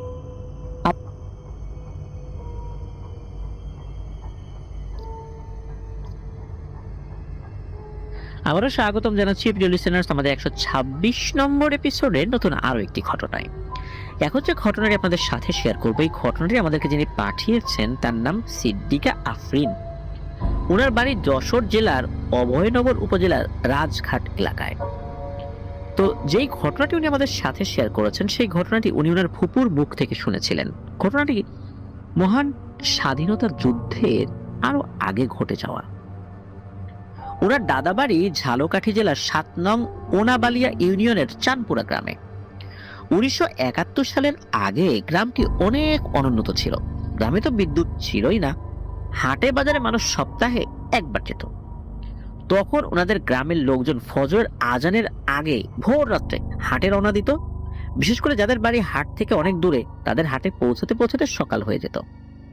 এরপর তারা হাট করে সদাপাতি নিয়ে বাড়ি ফিরত। একদিন ওনার দাদা বাড়ির পাশের বাড়ির একজন চাচা, যার নাম হচ্ছে রমজান, তো এই রমজান চাচা ঝুড়ি নিয়ে ভোর রাত্রে হাটে রওনা দিয়েছিলেন। ওনার বাড়ি হাট থেকে অনেক দূরে ছিল, অনেক দূরে বলতে বেশ দূরে। আর বাড়ি থেকে ওই হাটে যেতে একটা পথে, মানে চলার পথে একটা জায়গায় বড় একটা খাল পড়তো। ওই খালের পাশেই ছিল একটা প্রাচীন বিশাল আকৃতির বট গাছ। রমজান চাচা আলো আধারে হঠাৎ তাকালেন ওই গাছটার দিকে। তিনি দেখলেন ধবধবে সাদা শাড়ি পরা একটা বৃদ্ধা মহিলা গাছের নিচে বসে আছে, আর রমজান চাচার দিকে তাকে মিটমিটিয়ে হাসছে। তো ওই বৃদ্ধা মহিলার হাতের, মানে দুই হাতের নিচে দুইটা কলস রাখা ছিল, এবং কলসের মুখের উপরে রৌপ্য মুদ্রা, মানে স্বর্ণ মুদ্রা না, রৌপ্য মুদ্রা, রূপার মুদ্রা ছিল, রূপার মুদ্রা ভর্তি, যেটা মনে হচ্ছে যে উপচে পড়ছে এমন একটা অবস্থা। ওই বৃদ্ধা মহিলাটি হাতের ইশারায় রমজান চাচাকে কাছে ডাকে। তো রমজান চাচা কোনো ভয় না পেয়ে ওই বৃদ্ধা মহিলার কাছে এগিয়ে গেলেন। আর কলসি ভর্তি এই রূপার টাকা দেখে তার মনে আসলে ভয় কাজ করছিল না। আর এই বৃদ্ধা মহিলা যে ভয়ানক কিছু হতে পারে, এই চিন্তাও তার মাথায় আসে নাই। রমজান চাচা ওই বুড়ির কাছে এগিয়ে গেলে তখন ওই বৃদ্ধা মহিলা তাকে বলল, হ্যাঁ রে রমজান, আমাকে 2টা নারকেল দিবি, তাহলে কিন্তু এই সব রূপার টাকা তোকে দিয়ে দেব। তখন রমজান চাচা হা বা না কোনো কথার উত্তর না দিয়ে সোজা বাড়ির দিকে দিয়েছেন এক দৌড় নারকেল আনার জন্য। তো বাড়ি গিয়ে ওই ভোর রাতের বেলা কাউকে না জাগিয়ে উনি নিজেই গাছে উঠে পড়লেন, নারকেলও পারলেন। 2টো নারকেল নিয়ে আবার ছুটে দৌড় দিলেন ওই বৃদ্ধা মহিলার উদ্দেশ্যে, মানে ওই যে বট গাছ সেখানে। তো রমজান চাচা সেখানে গিয়ে দেখলেন যে বৃদ্ধা মহিলা তখনও বট গাছের নিচে বসা।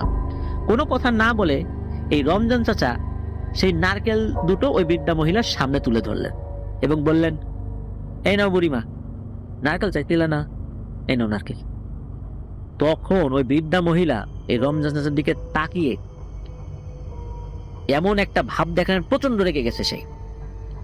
তখন ওই নারকেল 2টো সে হাতে নিয়ে ছুঁড়ে মেরেছে এক পাশে। এরপর ওই বৃদ্ধা মহিলা ঝাঁপিয়ে পড়েছে রমজান চাচার উপরে। শুরু হলো ধস্তাধস্তি।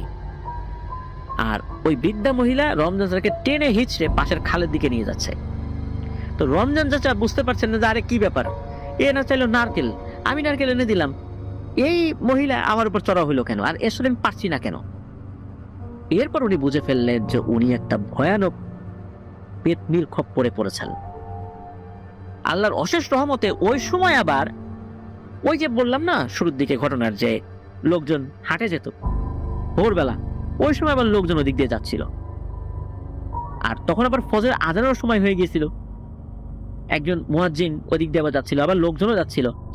তখন কিছু শব্দ ওনারা শুনতে পারেন, পানির ভিতরে মনে হচ্ছে যে শব্দ হচ্ছে। লোকজন চিন্তা করছে কোনো এই মাগুর মাছ বা শোল মাছ কাছে চলে আসছে কিনা, কিন্তু তারা যখন কাছাকাছি গিয়েছে তখন দেখে যে কিছু একটা ডুবছে আর ভাসছে, মানে যে চুবাইলে যেরকম হয় আর কি।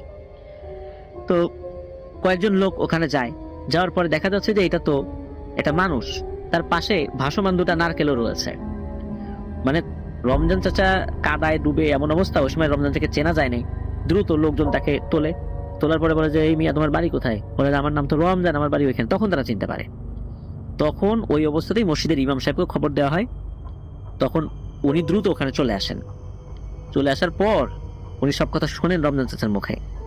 তখন উনি বলেন, আলহামদুলিল্লাহ রমজান, তুমি ভাগ্য ভালো, ওই বৃদ্ধা মহিলার কথার উত্তরে, মানে যখন তোমাকে বলেছিল যে 2টা নারকেল দিবি, তুমি খালি হ্যাঁ দেবো এটা বলো নাই। 2টো নারকেল চাওয়া মানে কি জানো? তোমার 2টা ছেলেকে চাওয়া। তুমি যদি খালি বলতে হ্যাঁ দেবো, তাহলে তোমার 2টা ছেলেকে মেরে ফেলতো। তুমি তো বুঝতে পারো নাই, তুমি মনে করছো শুধু নারকেল চাইছে, এই জন্য তুমি দৌড়ে নারকেল আনতে গেছো। যাই হোক, ওইখান থেকে পরবর্তী রমজান থেকে তার বাড়িতে নিয়ে যাওয়া হয়। রমজান চাচা খুব একটা যে অসুস্থ ছিলেন বিষয়টা এরকম না, উনি সুস্থ হয়ে গিয়েছিলেন। প্রিয় লিসেনার্স, এই ঘটনাটির একটা অদ্ভুত ব্যাপার, কারণ এই টাইপের ঘটনা আমরা আগেও বলেছি, কিন্তু এই জায়গাতে দেখেন মানুষ কতটা সহজ সরল। যে তার কাছে নারকেল চেয়েছে, উনি হা না কিছু না বলে দৌড়ে বাড়িতে চলে গেছেন নারকেল আনার জন্য, এবং নারকেল এনেছেন। আর ওই বৃদ্ধা মহিলা, ওই পিশাচিনী, ওই পেতনি যখন দেখেছে যে এই রমজান চাচা সে সত্যি সত্যি নারকেল এনে তার সামনে ধরেছে, তখন তার মেজাজ গরম হয়ে গেছে। সে চিন্তা করছে চাইলাম কি আর সে দিল কি, তখনই তার উপর আক্রমণ করেছে।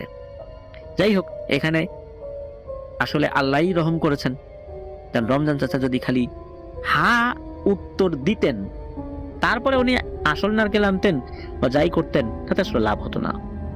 ঠিকই ওই পেতনিটা রমজান চাচার 2 সন্তানকে মেরে ফেলতো। আল্লাহ হেফাজত করেছেন, আলহামদুলিল্লাহ।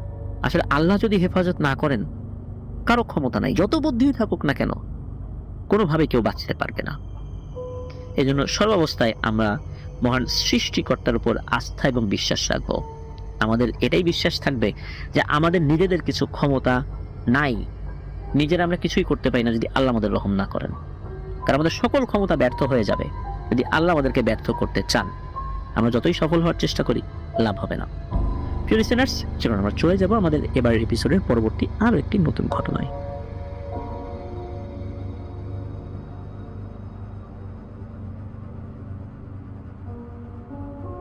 আবারও স্বাগতম জানাচ্ছি প্রিয় লিসেনার্স আমাদের 126তম এপিসোডের নতুন আরো একটি ঘটনায়। এখন যে ঘটনাটি আপনাদের সাথে শেয়ার করব, এই ঘটনাটি আমাদেরকে পাঠিয়েছেন আশরাফুল হক তামিম ভাই। ওনার বাড়ি নেত্রকোনাতে, নেত্রকোনার উপজেলা কোয়ার্টার সংলগ্ন এলাকাতে উনি থাকেন।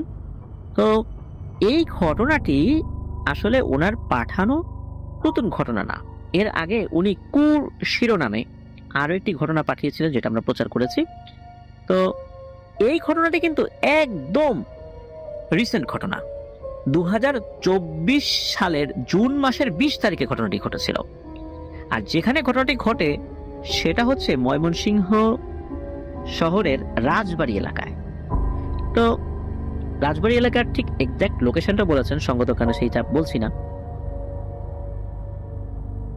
তো এই তামিম ভাইয়ের মা ওনার ছোট ভাইকে ক্যাডেট কোচিং করানোর সুবাদে ময়মনসিংহ রাজবাড়ী এলাকায় থাকেন। তো একদিন এই তামিম ভাইয়ের আম্মুর বান্ধবী তার আম্মুকে কল দিয়ে বলল যে এই আমিও তো ময়মনসিংহে আসছি, আমার ছেলেকে ভালো একটা কোচিং এ ভর্তি করাবো, তারও ক্যাডেট কোচিং করাবো আর কি। তো আমার একটা ভালো বাসা লাগবে, তোর বাসায় থেকে বাসা খুঁজবো। তো এই যে তামিম ভাইয়ের মায়ের বান্ধবীর ছেলেও কিন্তু একই ক্লাসে পড়ে। তো সেই আন্টি কয়েকদিন পর আসলেন ময়মনসিংহ এলাকায়, বাসা খুঁজলেন। আর খোঁজার সময় তামিম ভাইয়ের মাকেও সাথে নিয়ে খুঁজেছেন। একটা বাসা তারা পেয়েও যান, ওই রাজবাড়ী এলাকাতেই আসলে বাসাটা খুঁজে পান আর কি। তো সেই বাসাটাও খুব সুন্দর ছিল, কিন্তু অবাক করা বিষয় হলো বাসা ভাড়াটা খুবই কম চাইলেন বাসার মালিক। সেই আন্টি তো বেজায় খুশি, অ্যাডভান্স টাকা যা লাগে যখনই বলেছে যে এত টাকা অ্যাডভান্স দিতে হবে, সাথে সাথে উনি টাকাটা দিয়ে দেন, দিয়ে বাসাটা বুক করে ফেলেন। চিন্তা করে যে এরকম বাসা তো আর পাওয়া যাবে না, আরেকজন যদি নিয়ে যায়।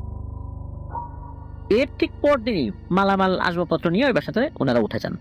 1 মাস বেশ ভালোই কাটে।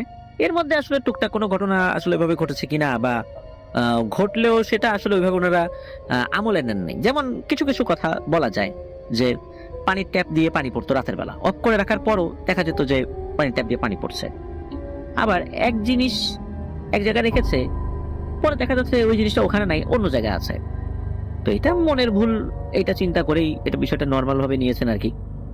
তো 1 মাস চলে যাওয়ার পর ওই আন্টির ফ্যামিলির সবাই লক্ষ্য করেন যে বাসাটি সবসময় ঠান্ডা থাকে, আর বাসায় থাকাকালীন ওই পরিবারের সবার মধ্যে কেমন একটা অস্থিরতা কাজ করে মনের ভেতরে। আর পরিবারের সবাই কেমন যেন উল্টাপাল্টা স্বপ্ন দেখে। স্বপ্নগুলো ছিল এমন যে আগুনে পুড়ে মরছে ওনার পরিচিত কেউ, বা রোড অ্যাক্সিডেন্ট করেছে কেউ ওনারই পরিচিত। তো একদিন হয় কি যে এই যে তামিম ভাই এবং ওনার ছোট ভাই আর ওনার তামিম ভাইয়ের আম্মু ওনাদের বাসায় দাওয়াত খেতে গিয়েছেন।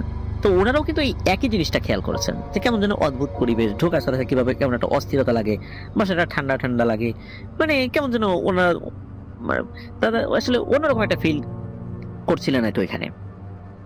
কিন্তু তাদেরকে যখন জিজ্ঞেস করা হয় তারা কেমন যেন একটু এড়িয়ে গেলেন এই কথাগুলা। তারা বললেন যে বাসার আশেপাশে আসলে গাছ আছে, তো রোদ তো ঠিকঠাক মতো পড়ে না, এই জন্য বাসাটা ঠান্ডা। তো এইভাবেই চলছিল। কিন্তু কয়েকদিন যেতে না যেতেই শুরু হয় আরেক কাহিনী। রাতের বেলা নাকি হালকা গোঙানির আওয়াজ শোনা যেত রান্নাঘর থেকে। তো আন্টিরা তো প্রথমে ব্যাপারটা আসলে লক্ষ্য করেন নাই, ভেবেছেন বাসার পাশে যেহেতু গাছ আছে কোনো পাখি বা বানর জাতীয় কোনো প্রাণী হয়তো বা আসে, এই কারণে এরকম শব্দ শোনা যায়। কিন্তু এই শব্দটা প্রতিদিন রাতের বেলা শোনা যেত। একদিন আন্টির বাসায়, ওই দিন অবশ্য শুক্রবার ছিল, তো ওনার ছোট ভাই আসেন, ওই আন্টির ছোট ভাই। তো তিনি আবার মাদ্রাসায় লেখাপড়া করেন। তো তিনি বাসায় ঢুকে সোফাতে বসার পরই তিনি বলেন যে আপা, তোমাদের বাসায় সমস্যা আছে। তো আন্টি বলছেন কিসের সমস্যা রে, একটু বুঝিয়ে বলতো। তখন ওই আন্টির ভাই বলেন আমার মনে হচ্ছে এখানে প্যারানরমাল কোনো ব্যাপার আছে। তখন ওই আন্টির হাজবেন্ড, উনি তো বাসায় ছিলেন, তখন ওই আন্টি বোঝায় সন্তর দুলাভাইয়ের মেজাজ এমনি খিটখিটা, বাপুরে এসব কথা এখন বলিস না, অযথা বাসায় অশান্তি বাড়াইস না, চুপ থাক। তো আন্টির ওই ভাই খাওয়া দাওয়া করে কিছুক্ষণ রেস্ট নিয়ে চলেও গেলেন, মাদ্রাসায় ফিরে যেতে হবে। কিন্তু এই যে আন্টির যে হাজবেন্ড, উনি কিন্তু ব্যাপারটা একটু শুনেছিলেন। তো তার শ্যালক চলে যাওয়ার পর এসে বলছেন তার স্ত্রীকে, মানে আন্টিকে বলছেন যে এই তোমার ভাই কিছু একটা বললো, মনে হলো প্যারানরমাল কি যেন ঘটনা কি। তখন আন্টি বলে না রে, ও তো আসলে মাদ্রাসায় লেখাপড়া করছে, তো তো এই জন্য আর কি ও মনে হয় একটু বেশি বোঝে, এসে বলে যে বাসায় নাকি প্রবলেম আছে। কি প্রবলেম? ভূতের প্রবলেম। তো এইটা নিয়ে আর ওই আন্টির হাজবেন্ড এটা নিয়ে আর কথা বাড়ান নাই। ওই দিন তো পার হয়ে যায়, রাত আসে। ওই রাত্রে আন্টির হাজবেন্ডের সাথে ঘটে এক ভয়ঙ্কর ঘটনা। সবাই তখন ঘুমাচ্ছে, রাত আনুমানিক প্রায় 1টা-2টার মতো বাজে। তখন আন্টির হাজবেন্ডের কাছে মনে হলো তার কানের উপরে কেউ মনে হচ্ছে হাত বুলাচ্ছে, আর কানের পাশে বেশ গরম অনুভূত হচ্ছে তার। তো আঙ্কেল তো যথারীতি উঠে বসেন। উঠে বসার পর তার খুব কাছাকাছি একটা গোঙানির শব্দ পান। আঙ্কেল এটা শুনে মনে মনে ভাবতে থাকেন, এই যে জিনিসটা প্রত্যেকটা রাতে ঘুমের 12টা বাজায়, আর গোঙানিটা খুব কাছাকাছি, নিশ্চয়ই ঘরের ভেতরে জিনিসটা আসছে। আজকে এমন পিটানি দেব না, ওই জিনিসটা আর এরকম শব্দই করবে না।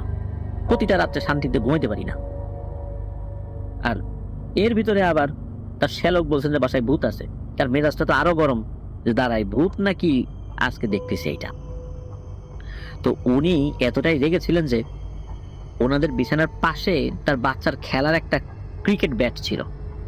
তো ওইটা উনি হাতে নিয়ে রান্নাঘরের দিক থেকে ওই গোঙানির শব্দটা আসছিল বলে তার কাছে মনে হতে থাকে। যদিও বা তার একটু ভয় হচ্ছিল, এরপরে উনি এতটা রেগেছিলেন যে ভয় আসলে ওইভাবে কাজ করছিল না। উনি যথারীতি এগোচ্ছেন, যেই না রান্নার ঘরের ভেতর উনি ঢুকেছেন, তখন একটা অবয়ব দেখতে পান। অবয়বটা একটা নারী অবয়ব, সেটি ময়লার ঝুড়িতে কি জানি করছে। আর রান্নাঘরের ভেতর থেকে এক ধরনের পোড়া গন্ধ আসছে, যেমনটা হাঁস আগুনে অনেক সময় তার পালকগুলো পোড়াই না আমরা, যে পালকগুলো তুলে ফেলার পর ছোট ছোট আরো কিছু পালক থাকে, ওগুলো আবার আগুনে পোড়াই। তো ওইগুলো পোড়ানোর পর এক ধরনের একটা গন্ধ হয় না, ওইরকম একটা গন্ধ। তো আঙ্কেল কি করেছেন, হাতের ওই ক্রিকেট খেলার ব্যাটটা নিয়ে বলে ওঠে, এই বেটা কে রে তুই, এখানে কি করিস? যেই না এটা বলেছে, ওই অভাবটা তার দিকে তাকাই নাই, বিড়ালের মতো লাফ দিয়ে রান্নাঘরের জানালা দিয়ে রান্নাঘরের শিকের ভেতর দিয়ে বাইরে চলে গেছে। এইটা দেখে তো আঙ্কেল মারাত্মক ভয় পান এবং চিৎকার শুরু করেন। আন্টি ওনার ছিল তো ঘুম থেকে জেগে যায়, দৌড়ে রান্নাঘরে আসেন, এসে দেখেন যে আঙ্কেল হাঁপাচ্ছে। তারপর এই আন্টি আর আন্টির ছেলে আঙ্কেলকে ধরে রুমে নিয়ে আসেন, পানি খাওয়ান, আঙ্কেলকে বলেন যে কি হয়েছে। তখন আঙ্কেল সব কথা বলেন যে এই ঘটনা, আমি তো এই জিনিস দেখছি। এর পরের দিনই সকালবেলায় ওনারা বাসা ছেড়ে গ্রামের বাড়ি, ওনাদের গ্রামের বাড়ি ছিল আটপাড়া নামক একটা জায়গায়, ওই আটপাড়াতে চলে যান। এরপর এই যে তামিম ভাইয়ের আম্মুকে ফোন করে ওই আন্টি সব ঘটনা খুলে বলেন যে এই ঘটনা, এই ঘটনা ঘটছে। এরপর এই তামিম ভাইয়ের বাবা, তামিম ভাইয়ের মা, এই দুজন ওই বাসার আশেপাশের লোকজন আর দারোয়ানকে বেশ কিছু টাকা দেন চা খাওয়ার জন্য, এবং জিজ্ঞেস করেন আসলে ঘটনাটা কি বলেন তো। তখন ওই দারোয়ান বলেন যে, এবং আশেপাশের মানুষও বলেছে যে আসলে যা শুনছেন সবই তো ঠিক, এই বাসায় একটা মেয়ে থাকতো, মেয়েটার ডাক্তার ছিল। ওই মেয়েটার সাথে একটা ছেলের খুব ঘনিষ্ঠ সম্পর্ক ছিল। এক পর্যায়ে ওই ছেলেটি মেয়েটাকে কেন জানি ছেড়ে দিয়ে চলে যায়। তা তাদের মধ্যে খুব ঝগড়া হয়। এই মেয়েটা এই বাসার রান্নাঘরে গিয়ে নিজের শরীরে আগুন লাগিয়ে আত্মহত্যা করে। আর এই ব্যাপারটার পরেই মূলত টানা 2 বছর এই বাসাটা ভাড়া হতো না, আর কেউ আসলেও 1-2 মাসের বেশি টিকতে পারতো না। এখানে অনেক কোরআন খতম করানো হয়েছে, দোয়া পড়ানো হয়েছে, কিন্তু কোনো লাভ হয়নি। মূলত এই ঘটনাটা যারাই এখানে এসেছে তারাই এই জিনিসটা ফেস করছে, আর এই ঘটনা আশেপাশের অনেকেই জানে। তো এই ব্যাপারটা আসলে এই তামিম ভাইয়ের মা তো জানতেন না, তামিম ভাইয়ের বাবাও জানতেন না, কিন্তু এটা জানলেন এই তামিম ভাইয়ের মায়ের এক বান্ধবী যখন এই ঘটনাটা ফেস করলেন। তখন দেখা গেল এই ঘটনাটা আসলে নতুন না, আগেও হয়েছে এই ব্যাপারটা। প্রিয় লিসেনার্স, আসলে কোনো জায়গায় যদি এই ধরনের অপমৃত্যু হয়, তখন আমরা আগেও বলেছি যে ওখানে কিছু দুষ্টু জিনেরা এসে ভর করে, তারা সেখানে ব্ল্যাক ম্যাজিকের প্র্যাকটিস করে, কোনো মানুষের উপস্থিতি তারা পছন্দ করে না। তখন তারা কি করে, ওই যে আত্মহত্যা করেছিল তার রূপ ধরে বা ওই সময়ের প্রেক্ষাপটটা সেখানে সৃষ্টি করে, যেটা বোঝাতে চায় যে আত্মাটা এখানে ঘুরছে। মানুষ ভয়ে সেখানে আসে না, আসলে আত্মা ফেরত আসতে পারে না, এটা জিনেদের কাজ। তো এটাই ছিল ঘটনা। ধন্যবাদ জানাচ্ছি আশরাফুল হক তামিম ভাইকে, আপনি আবারও আমাদেরকে ঘটনা পাঠিয়েছেন। তো প্রিয় লিসেনার্স, আশা করছি ঘটনাটি আপনাদের ভয়ের শিহরণ জায়গাতে সক্ষম হয়েছে। চলুন চলে যাব আমাদের এবারের এপিসোডের পরবর্তী আরো একটি নতুন ঘটনায়।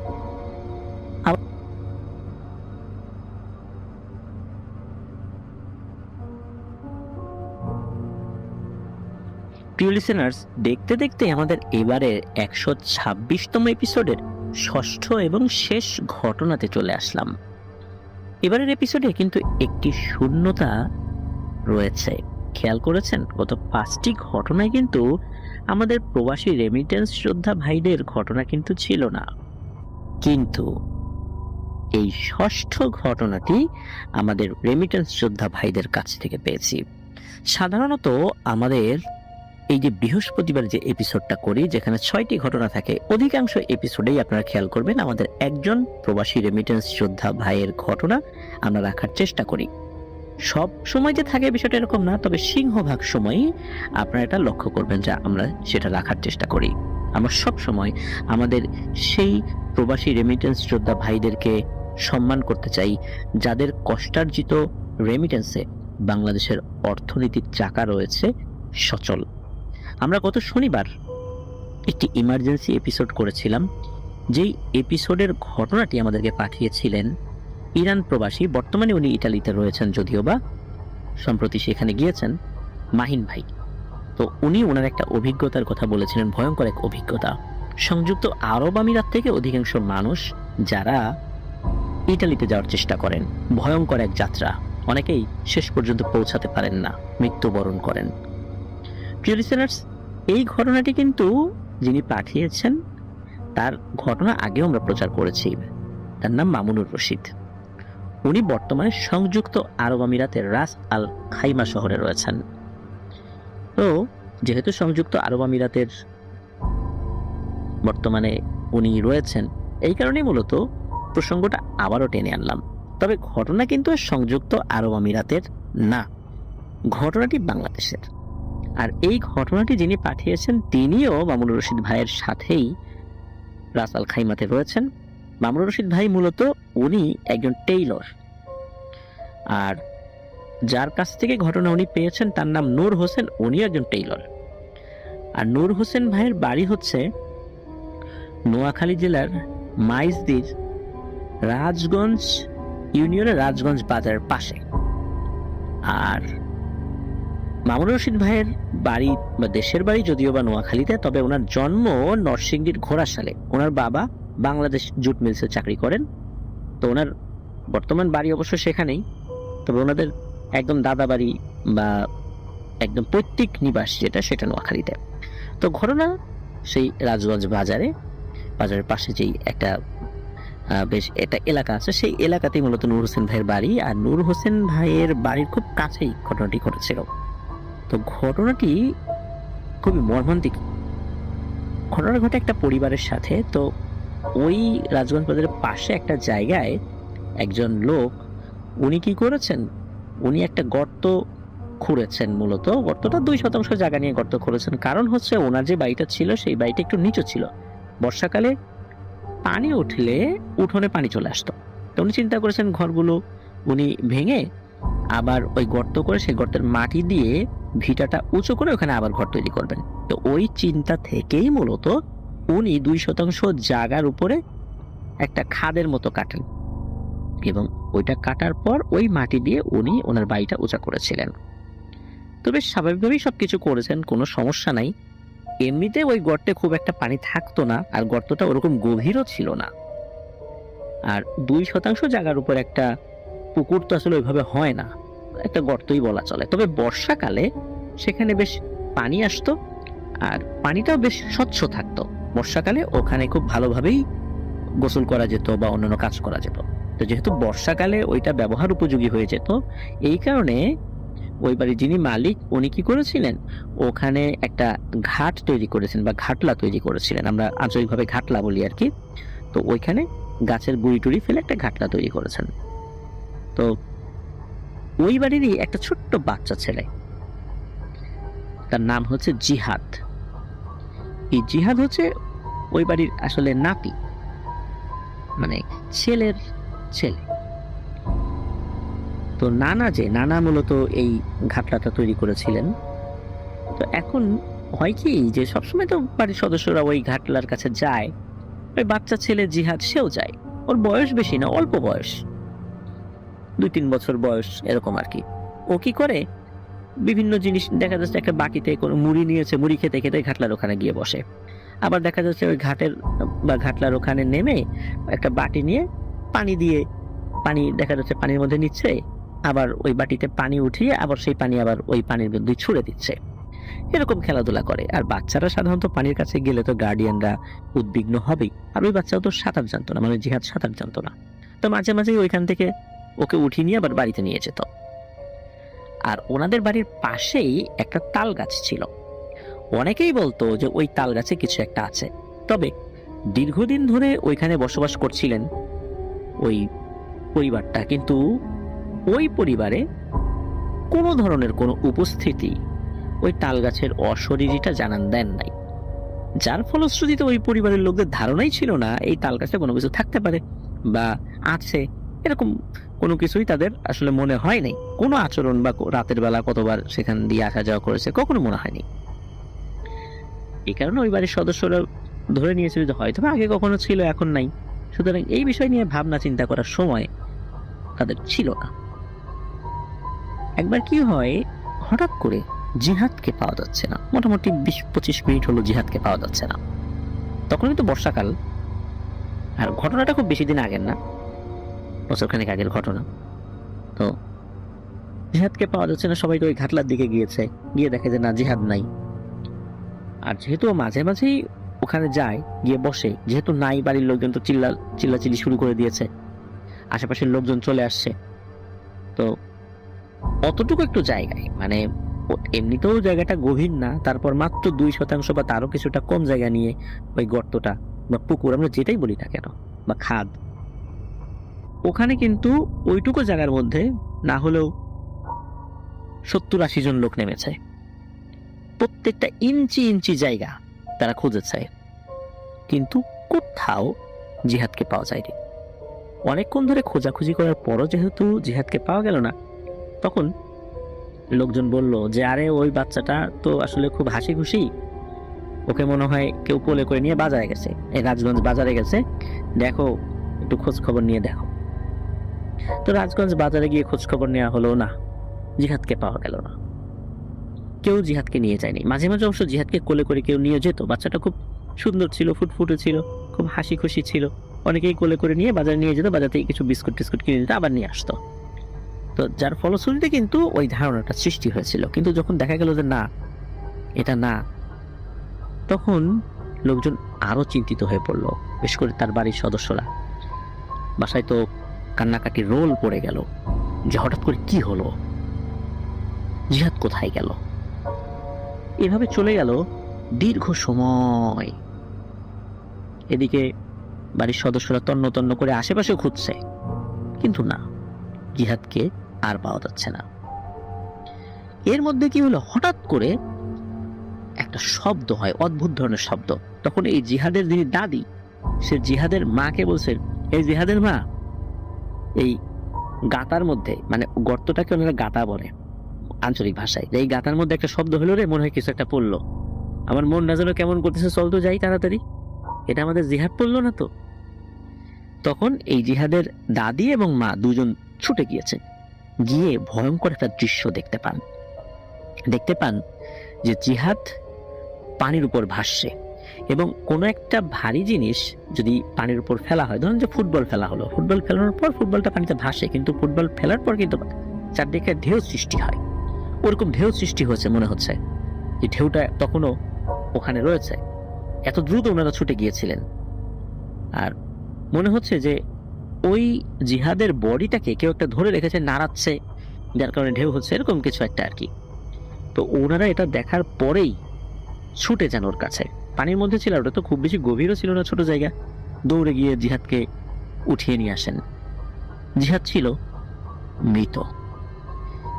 জিহাদ এই ছোট্ট গর্তের কাছে আসার আগেও সে তার মায়ের হাতে খাবার খেয়েছিল। দেখা গেল তার মুখ দিয়ে বমির মতো হয়ে সেই খাবারটা বেরিয়ে আসছে, আর তার শরীরটা তখনও গরম ছিল, মনে হচ্ছে সে সদ্য মারা গেছে, অথচ প্রায় 5-6 ঘন্টা সে নাই। সে যদি পানির ভেতরেই থাকতো তাহলে তার শরীরটা ফ্যাকাশে হয়ে যেত। যখন লোকজন শুনতে পেল যে জিহাদকে পাওয়া গেছে, সবাই চলে আসলো। যখন সবাই জানতে পারলো এই ঘটনা, তখন সবাই বলল যে এই জিহাদকে ওই তাল গাছে নিয়ে গেছিল, ওইখান থেকে মূলত জিহাদকে পানিতে ছুঁড়ে ফেলে দিয়েছে, আর ওকে মেরেই এখানে ফেলে দিয়েছে। যাই হোক, সকলের মন টন খুবই খারাপ, এবং হওয়াটাই স্বাভাবিক। এরকম একটা ফুটফুটে শিশু, নিষ্পাপ বাচ্চা, সে এইভাবে নৃশংসভাবে মৃত্যুর শিকার হলো, এটা কি আসলে কেউ মেনে নিতে পারে? যে বাচ্চাটি সারাদিন বাড়ির উঠোনে দৌড়াতো, খেলতো, বাড়ি মাতিয়ে রাখতো, পাড়া মাতিয়ে রাখতো, অনেকেই কোলে করে তাকে বাজারে নিয়ে যেত, বিস্কুট কিনে দিত, চকলেট খেয়ে দিত, সেই বাচ্চাটি কোন অপরাধে মারা গেল? কেন তাকে মরতে হলো? কেন তাকে হত্যা করা হলো? এই প্রশ্ন সকলের মনের মধ্যে, আর এই প্রশ্নের উত্তর তো আসলে খুঁজে পাওয়া যাবে না, যার কারণে সকলেরই মন বিষণ্ণ। সকলেই বলল ওই তাল গাছেই দোষ আছে, যার কারণে জিহাদকে মরতে হয়েছে। তবে ঘটনাটা জিহাদের মৃত্যুর মধ্যেই সীমাবদ্ধ থাকলো না। জিহাদের মৃত্যুর পরও বিভিন্ন ঘটনা ঘটতে থাকলো, হোক তা দিনে, হোক তা রাতে, হোক তা ভোরের দিকে বা সকালে, কোনো সময়ের বাজ বিছান নাই।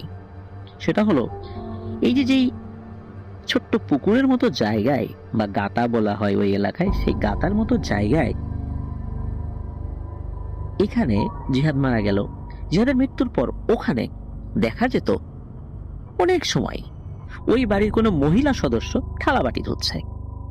কখনো দেখা গেল যে ওই বাড়ির জিহাদের মা থালাবাটি ধুচ্ছে, আবার দেখা গেল জিহাদের দাদি থালাবাটি ধুচ্ছে, বা বাড়ির অন্য কোনো নারী সদস্য থালাবাটি ধুচ্ছে, হোক তা বিকাল দুপুর। কিন্তু বাড়িতে যাওয়ার পর যদি জিজ্ঞেস করা হতো কি ব্যাপার, তোমাকে না একটু আগে দেখলাম যে পুকুরে থালাবাটি ধুচ্ছ, এখন বাসায় তুমি রান্না করতেছো বা অন্য কোনো কাজ করছো, কিভাবে সম্ভব? তখন ওনারা বলতেন কই না তো, আমরা তো পুকুরে এরকম বসি নাই। তো বিষয়টা শুরুর দিকে তাদের মনের ভুল বা এরকম কিছু একটা হলেও, একটি ঘটনা পুরো চিন্তার ব্যাপারটাকে একটি জায়গায় কেন্দ্রীভূত করে। সেটি হলো একবার জিহাদের দাদা, উনি সন্ধ্যার একটু আগে, মাগরিবের আজান তখন দেন নাই, উনি বাড়িতে ফিরছিলেন, তো উনি দেখলেন এই জিহাদের দাদি, মানে ওনার স্ত্রী, উনি ওই পুকুর ঘাটে বসে থালাবাটি ধুচ্ছে। এটা দেখে উনি খুব শক্ট হন, কেননা ওনার স্ত্রী অসুস্থ ছিলেন এবং অসুস্থতার কারণেই তিনি তার বাবার বাড়িতে গেছেন সেখানে কোনো ট্রিটমেন্টের জন্য। উনি চিন্তা করলেন যে কি ব্যাপার, ইনি এখানে কি করেন? তো ওই তো তাড়াতাড়ি করে বাড়িতে গেছেন। বাড়িতে যাওয়ার পর তখন বাড়ির অন্য সদস্যদেরকে বলতেছে, এই জিহাদের দাদি কখন আসলো? তখন বাড়ির সবাই তো অবাক যে না, জিহাদের দাদি কখন আসলো মানে, সে তো নাই তো বাসায়। তো উনি বলছেন না, আমি তো মাত্র দেখলাম। তখন উনি আবার পুকুর ঘাটে ছুটে যান, কাউকে দেখতে পান না। তখন এই যে মানুষজন যে বলতো যে বিভিন্ন সময় বাড়ির সদস্যদেরকে সেখানে থালাবাটি ধুতে দেখা যায়, শুরুর দিকে তো গুরুত্ব দেন নাই, কিন্তু উনি নিজে যখন এই ব্যাপারটা দেখেন উনি বুঝতে পারলেন যে ব্যাপারটা স্বাভাবিক না। তখন উনি গ্রামের আরো 10 জন মুরব্বীর সাথে কথা বলতে চেষ্টা করলেন এই বিষয়টা নিয়ে, জানালেন যে এরকম একটা সমস্যা হচ্ছে, নতুন করে কোন একটা অশুভ বা অশনির সংকেত কেউ দিচ্ছে, নতুন করে কোন একটা ঘটনা হয়তো বা ঘটবে। তখন গ্রামের লোকজন পরামর্শ দিল যে তুমি দ্রুত এই গর্তটা ভরে ফেলো, মাটি দিয়ে ভরে ফেলো, প্রথমে ডালপালা এগুলো ফেলো এখানে, তারপর মাটি দিয়ে ভরে ফেলো, এটা রাখো না। তখন উনি খুব দ্রুততার সাথে বাইরের থেকে মাটি এনে বালি এনে ওই জায়গাটা ভরাট করে দেন। এরপর থেকে আল্লাহর অশেষ রহমতে আর কোনো ধরনের কোনো সমস্যা এখন পর্যন্ত হয় নাই। তবে এরই মধ্যে চলে গেল তরতাজা একটা নিষ্পাপ শিশু। জানি না পৃথিবীর কোন কোন প্রান্তে এখনো প্রতিনিয়ত এরকম নৃশংস ঘটনার বলি হচ্ছেন শিশুরা। শিশুরাই শুধু নয়, বিভিন্ন বয়সের, বিভিন্ন শ্রেণীর, বিভিন্ন পেশার মানুষও কিন্তু এই ধরনের ঘটনার শিকার হচ্ছেন। জানি না কত হাজার হাজার বছর ধরে এই ঘটনা ঘটে আসছে, আর কত বছর এটা ঘটতে থাকবে। কেনই বা এই নিরীহ মানুষদেরকে মেরে ওরা আনন্দ পায়? কি কাজ ওদের এই নৃশংসভাবে হত্যা করে? নিঃসন্দেহে ওরা নিজেদের শক্তিটাকে বাড়ানোর জন্য এটা করে, কিন্তু ওরা কি একবারও ভাবে না এই কাজের জন্য আল্লাহ তাআলার সামনে তাদেরকে দাঁড়াতে হবে? যদি ভাবতো তাহলে তবে এই কাজ করতো না। আবার সব জিনেরা যে করে বিষয়টা এরকম নয়, শুধু দুষ্টু এবং পিশাচ শ্রেণীর জিনদের মাধ্যম দিয়েই এই ঘটনাগুলো ঘটে। আল্লাহ আমাদেরকে হেফাজত করুন। প্রিয় লিসেনার্স, আমরা চাই না এই ধরনের কোনো ঘটনা নতুন করে ঘটুক। এই ধরনের ঘটনাগুলো আমাদের মনকে নাড়িয়ে দেয়, আমাদের হৃদয়কে বিদীর্ণ করে। প্রিয় লিসেনার্স, আজকের এপিসোড এই পর্যন্তই। আমরা সবসময় বলি যে আমাদের এপিসোডের যে ডিউরেশন বা লেন্থ, এটা আসলে আমরা নির্দিষ্ট করতে পারি না। আমরা 6টি ঘটনা আপনাদের সামনে উপস্থাপন করি। কখনো কখনো 2 ঘন্টার বেশিও হয়, কখনো কখনো 1.5 ঘন্টারও কম হয়, কখনো কখনো 2 ঘন্টা বা 2.25 ঘন্টাও হয় না। এটা নির্ভর করে ঘটনার উপরে। এই জন্য আমরা 6টি ঘটনা আপনাদের সামনে উপস্থাপন করছি। এপিসোড ছোট বড় মাঝারি যেটাই হোক না কেন, আমাদের